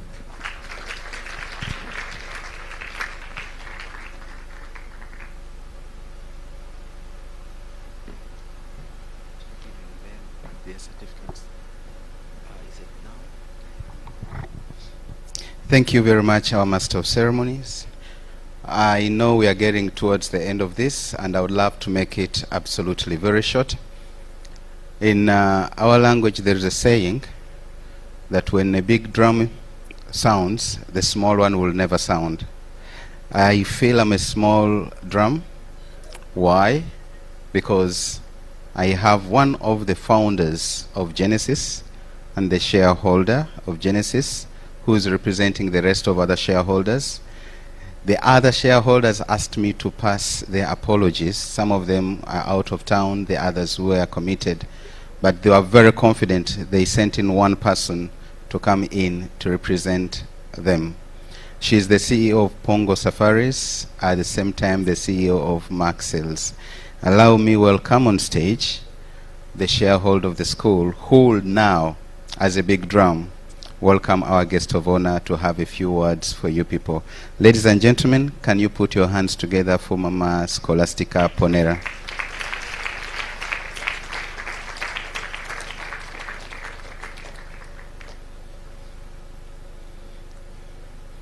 I have hijacked her. She didn't know that she was supposed to come.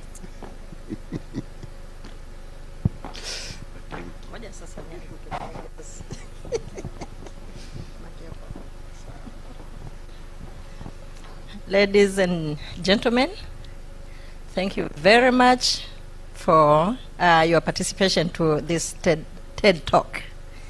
It has been quite inspiring and very educative to most of us, even though we are the founders, but some of these things, you know, they just come because of the expertise of the staff that we have. So, on behalf of my colleagues, who are Mama Olive Luena, Mrs. Mary Ambry, Miss Josephine Mutahangarwa, and myself, Scholastica Ponera, I wish to welcome our guest of honor, Dr. Abdallah, to the podium. Thank you very much. Thank you very much, madam. We go by wisdom. Yes, Doctor, you're welcome for your speech.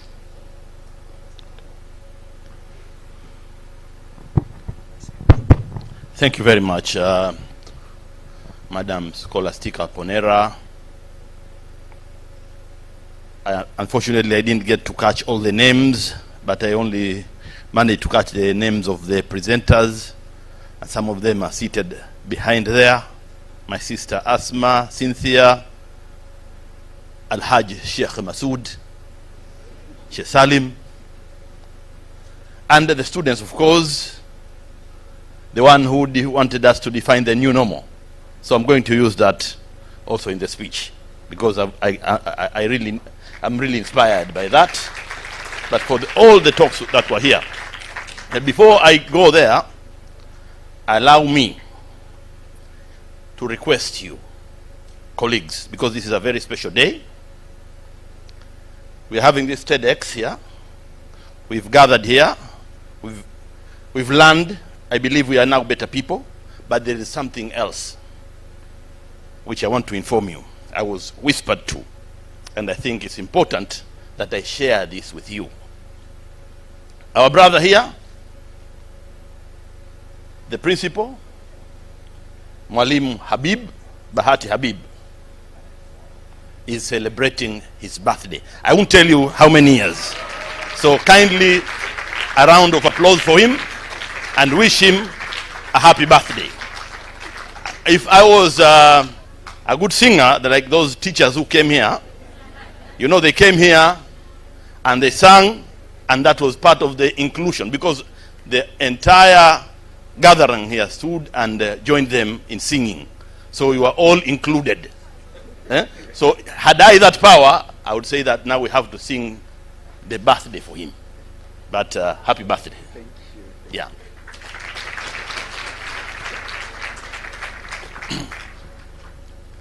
I would say my seniors, because Mama is there.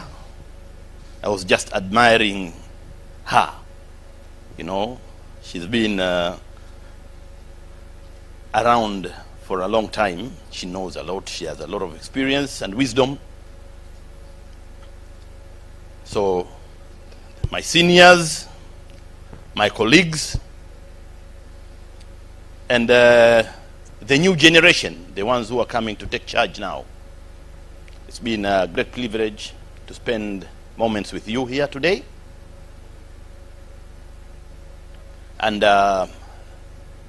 as Salim was saying here, there are some initiatives in this country that have been taken to have inclusive education, but that is not well known because no one talks about it. There's no conversation about the matter. So it's a great thing that now we're having this conversation. And we have to keep it rolling. As I was listening through the presentations, I said, okay, now we are here. A number of people, we've managed, it's what we could pull, but these are the people who are conversing and fluent in the language of English. And I would say there are a large number of Tanzanians out there, as Masood presented in his presentation, the pictures, saying that only 1% go on those yellow buses, and they don't understand English. We need to involve them in the conversation. So we would like to have also this, maybe at some stage, as a policy, to have an interpretation, so that also, you know, we are saying inclusivity. So everyone has to come on board. But it is a very positive step that we are doing. And Salim spoke. You spoke about the religion, you know, the ethics of religion. They want us to have inclusion. They want us to have empathy. All of that is being taught in religion. We are being told about it.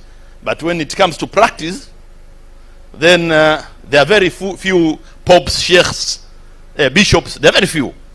So it's important that we embrace inclusive education. They said, you know, if you want to have a proper society, you have to have an educated society.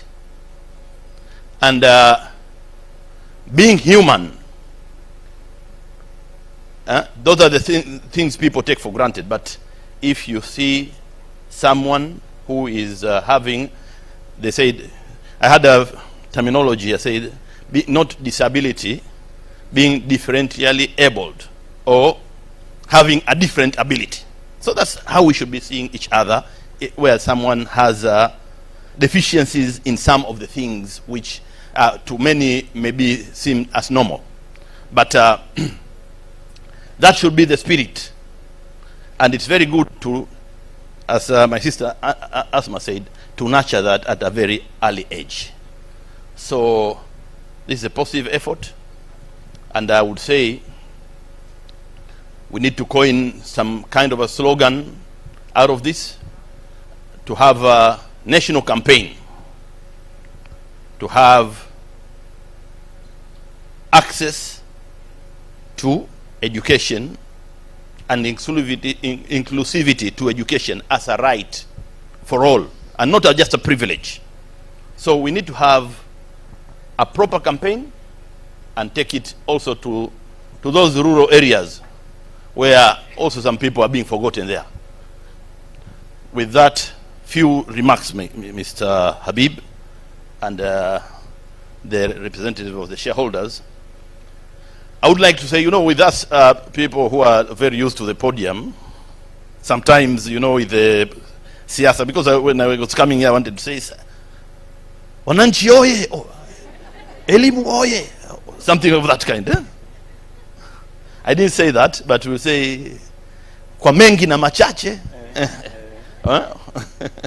But really, I would like to thank you for giving me this opportunity to be amongst you and have an opportunity to learn. It wasn't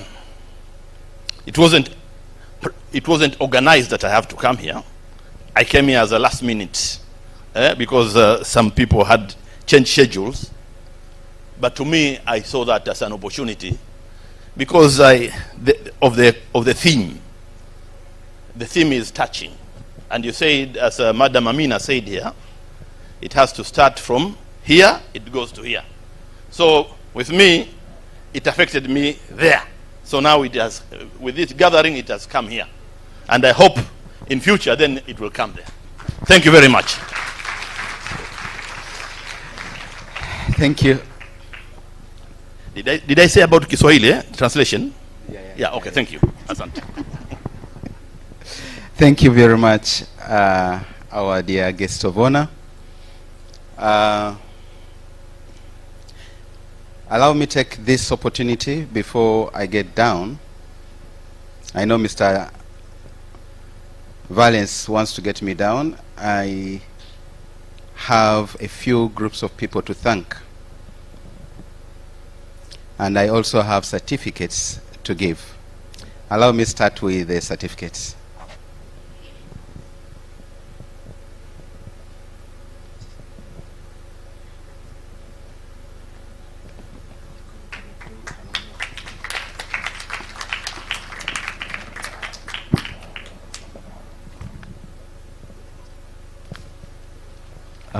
Okay, so I am going to request Mr. Habib and also invite back the guest of honor. Sorry, you aren't running away from the stage. Just as you said you're used to it, it's used to you now. Please, may I invite you back to give certificates to our sponsors.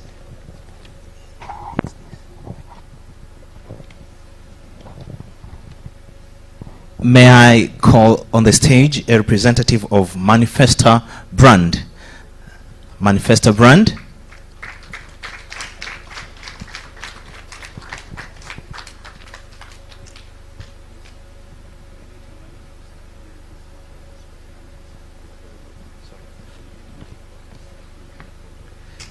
Ladies and gentlemen, you are invited to visit the principal's office.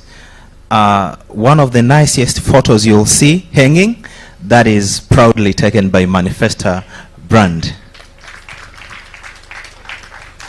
Thank you. May I invite a representative from Crown Media?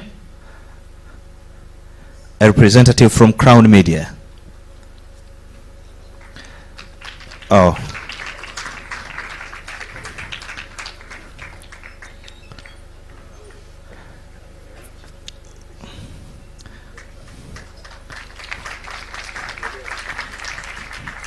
Thank you, Mr. Kikeke. There are a lot of stories to tell about you, and I'll try and drop them if I have time, but I doubt. Thank you. May I invite a representative from Zanura Printers, please? Zanura Printers? Oh, they didn't send any representative. A representative from the Genesis TV Media Group?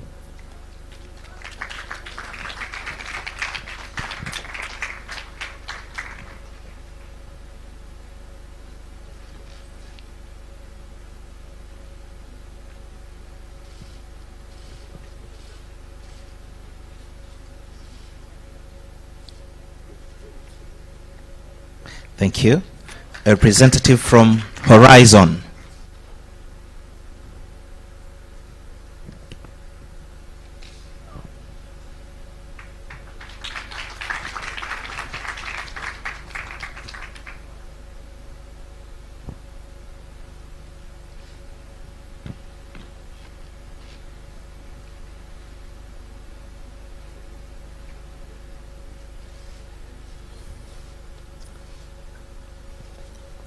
And the next certificate goes to our very own Asma Mwenye Foundation.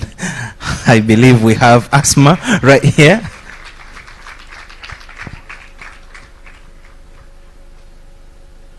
It has been a pleasure having you today.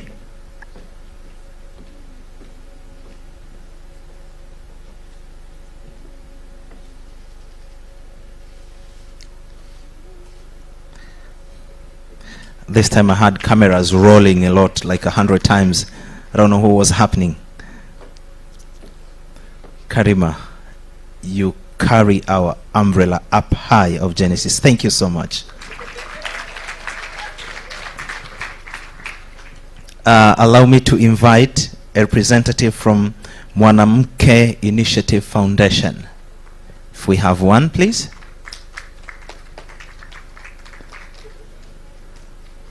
Thank you so much. Birds of the same feathers fly together, they say. You must have been to the State House to come and get this. You must have been there first. You should know the corners of the State House. Thank you so much. So you would have to imagine what it is like playing in those gardens of the State House. This is next for Taste Me. Can we have a representative, please? Oh, okay. Oh, they are preparing lunch, I hear, which should be wonderful. A representative for CRDB Bank.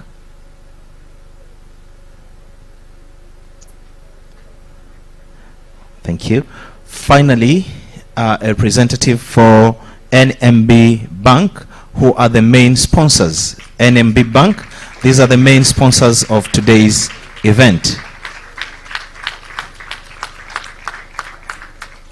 I hear the representative has something to say and has some notes for everyone around. No, she didn't say that.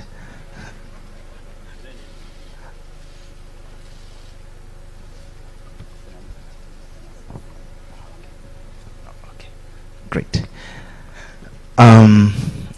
Mr. Habib and our guest of honor, there are two things I would like to put before you, just to know, as we move forward, and we are an organization that works with sponsors. I have seen, maybe this is a right platform for Mr. Salim to, become a sponsor next time. I have seen you with Vijana Real Estate. Maybe we're going to have them next time here. But one intriguing question was, Masood has been here on the stage. I don't know why he never spoke about KP Motors, one of the pure Tanzanian brand, motors being built in Tanzania. for the first time, and it has been tested many times and proven to be really efficient. I'm hoping that next time we have you as a sponsor as well here. And was wondering whether KP means Kipanya. Really? Kipanya, of all names? Thank you so much. So may I ask you, dear guest of honor, to please.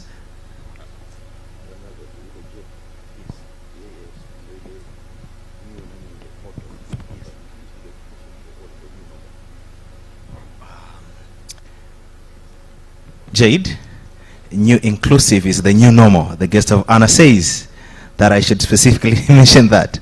Thank you so much. And now I hand back the microphone to our principal for closing remarks, and not from him. Thank you so much, sir. Thank you very much, Mr. Valens. Allow me to make this absolutely very short. Whenever you see this kind of organization, it's not something that just started yesterday. There are a lot of brains that are always behind this kind of organization. And when you look at Mr. Habib, I'm proud to say I have 3 very strong ladies behind me. They always say wherever there's a successful man, there is a lady. Now just imagine, they say a lady. Now I have 3 of them. That's the reason why I'm more than successful. Allow me introduce the different heads of campuses. Genesis, we have 3 heads of campuses, and I would request these ladies to come up here. One of them was the speaker, Madam Amina. Please, can we give her a very big round of applause?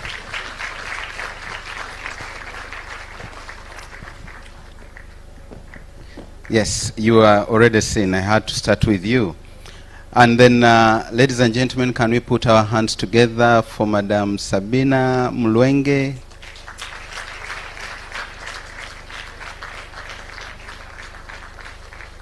As she comes, get to know she's the oldest amongst all of us. As far as Genesis is concerned, she has been here for quite a very long period of time. Thank you very much. And then allow me also call Miss M. Makuba Mariam. She is the head of campus of Kisota, while we have Miss Mulwenge as the head of our Maweni campus, which is typically preschool. One of the best preschools you can ever have in East and Central Africa.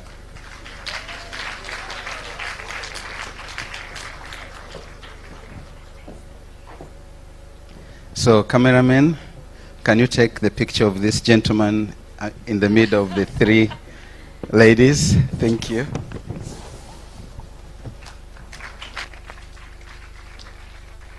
Very much. You can take your seats. I would love the audience. I'm not going to call each and every person to come here, but let all our special education needs teachers stand up. This day is yours. This day was meant for you. Can you stand up as the whole audience claps for you? Special education needs teachers. Please, please stand up. Stand up. You are heroes. You're the best. May the Almighty God bless all of you. Thank you very much. Those people could not do their work very, very well if they did not have somebody good to manage them. And that makes me to thank the Human Resource Manager, Mr. Jovin. You have created a very good environment for them to work. Thank you so much.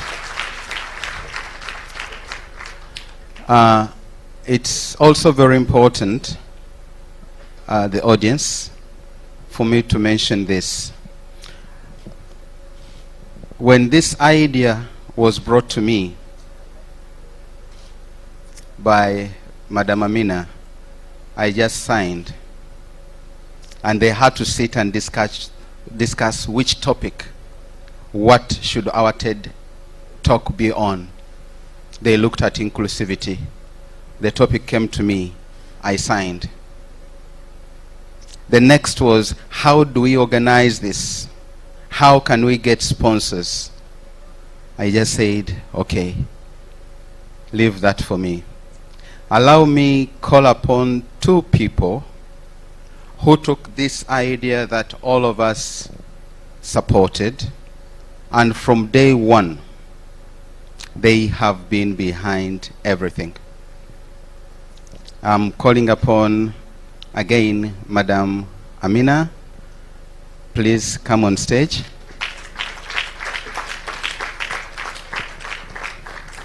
And somebody who has been very silent, but did some very great, wonderful work, Mr. Salim Adam Sadiq.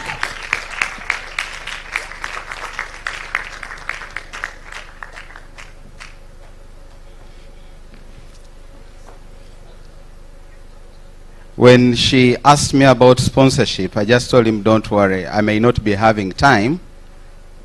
I'm giving you Salim. And I told them, go close the deals that you feel they're very difficult, bring them to my office. And indeed, they went to all these sponsors. You need to convince them in order for them to understand how important this is. They didn't stop there. They brought me all the speakers you're looking at. They would bring one by one to my office. Mr. Habib, now we need the voice of the principal here. We are bringing so and so. Regardless of my schedule, I always made sure I availed myself to meet these very wonderful speakers. These speakers are paid wherever they go to talk. They came to speak to us absolutely for free. It is something that we should be a very big round of applause. I want to thank the two of you for the wonderful work you did and for accomplishing the task that I gave you. You make all of us absolutely very, very proud. Thank you, Salim. Thank you, Madam Amina. One of the hardest deals to close was NMB. Habib, you do not bank with us, and you want us to give you money.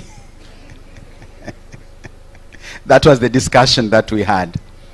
Just don't ask me how I managed to convince them when I'm banking with a rival bank, but they handsomely, as a school we have never got such kind of sponsorship. They handsomely and willingly sponsored us. When our money was coming to the account, logically, as a school, we needed to go and open an NMB account so that it is there. They didn't care. Even when we gave an account of the rival bank, they just put for us our money there. They transferred it. It's something that you may not find in any of the other banks. NMB, thank you, and I would love to invite you to at least have a word to the audience.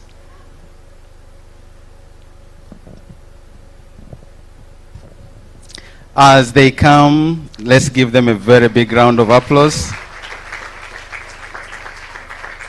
One of the best digital banks that you can have. Recently, they launched one super Visa card, which I think I already have one. It's absolutely phenomenal. Thank you. You're welcome. Thank you. Good afternoon, everyone. Doreen Matemba, a representative from NMB Bank. You have all the speakers have touched my heart. Shout out to Jade. I go to church with Jade. So this is, last week he was also on another podium at church. So I think this is a good month for him. When we received the chance to sponsor or be partners in this TEDx, we really took it at heart, and it's because we have a youth proposition that also targets the same segment or the same segment of students on this age.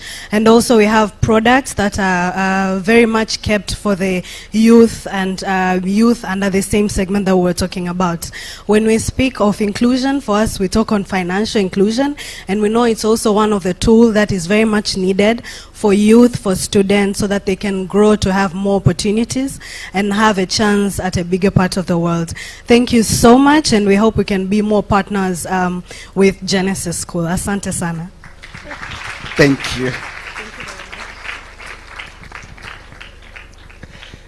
I think the last statement speaks for itself. We hope we can be more partners with Genesis schools. Point noted, the owner of Genesis School, one of them is around. I think that has been noted. I'm imagining if we're banking with you, I think even our graduation will be sponsored 100%, right? All right. Now, ladies and gentlemen, I would not love to take a lot of your time. I want to thank each and every person who took their Saturday off to come and listen to this. And I'd love to thank the owners of Genesis in a very different way, allowing your school to have inclusion and bringing all the children from different kind of aspects of life. That's something very phenomenal. Many owners of schools ran away from that, but our owners took that with all their heart. That's something very special. Pass our thanks to them, and we are trying to do everything that we are supposed to do in order to make this section of special education needs the best. Now, Test Me is asking us to go and test them. They have not come for their certificate because they have prepared something for you to test them. When you go back home, you'll say you tested Test Me. But as we go, I would request the speakers to remain behind, and all of them, the students, together with other speakers, will be having photographs with the guest of honor and the shareholder. And then I would also request us to have photos with the sponsors. You should be around. Next year, we will also hold another TED talk, and we will communicate the topic. From me, on this special day of mine, my birthday, thank you for the surprise. I don't know who whispered to you. I would love to thank everyone, and thank you for making my day a very wonderful day, and hope it was fruitful to everyone. Thank you.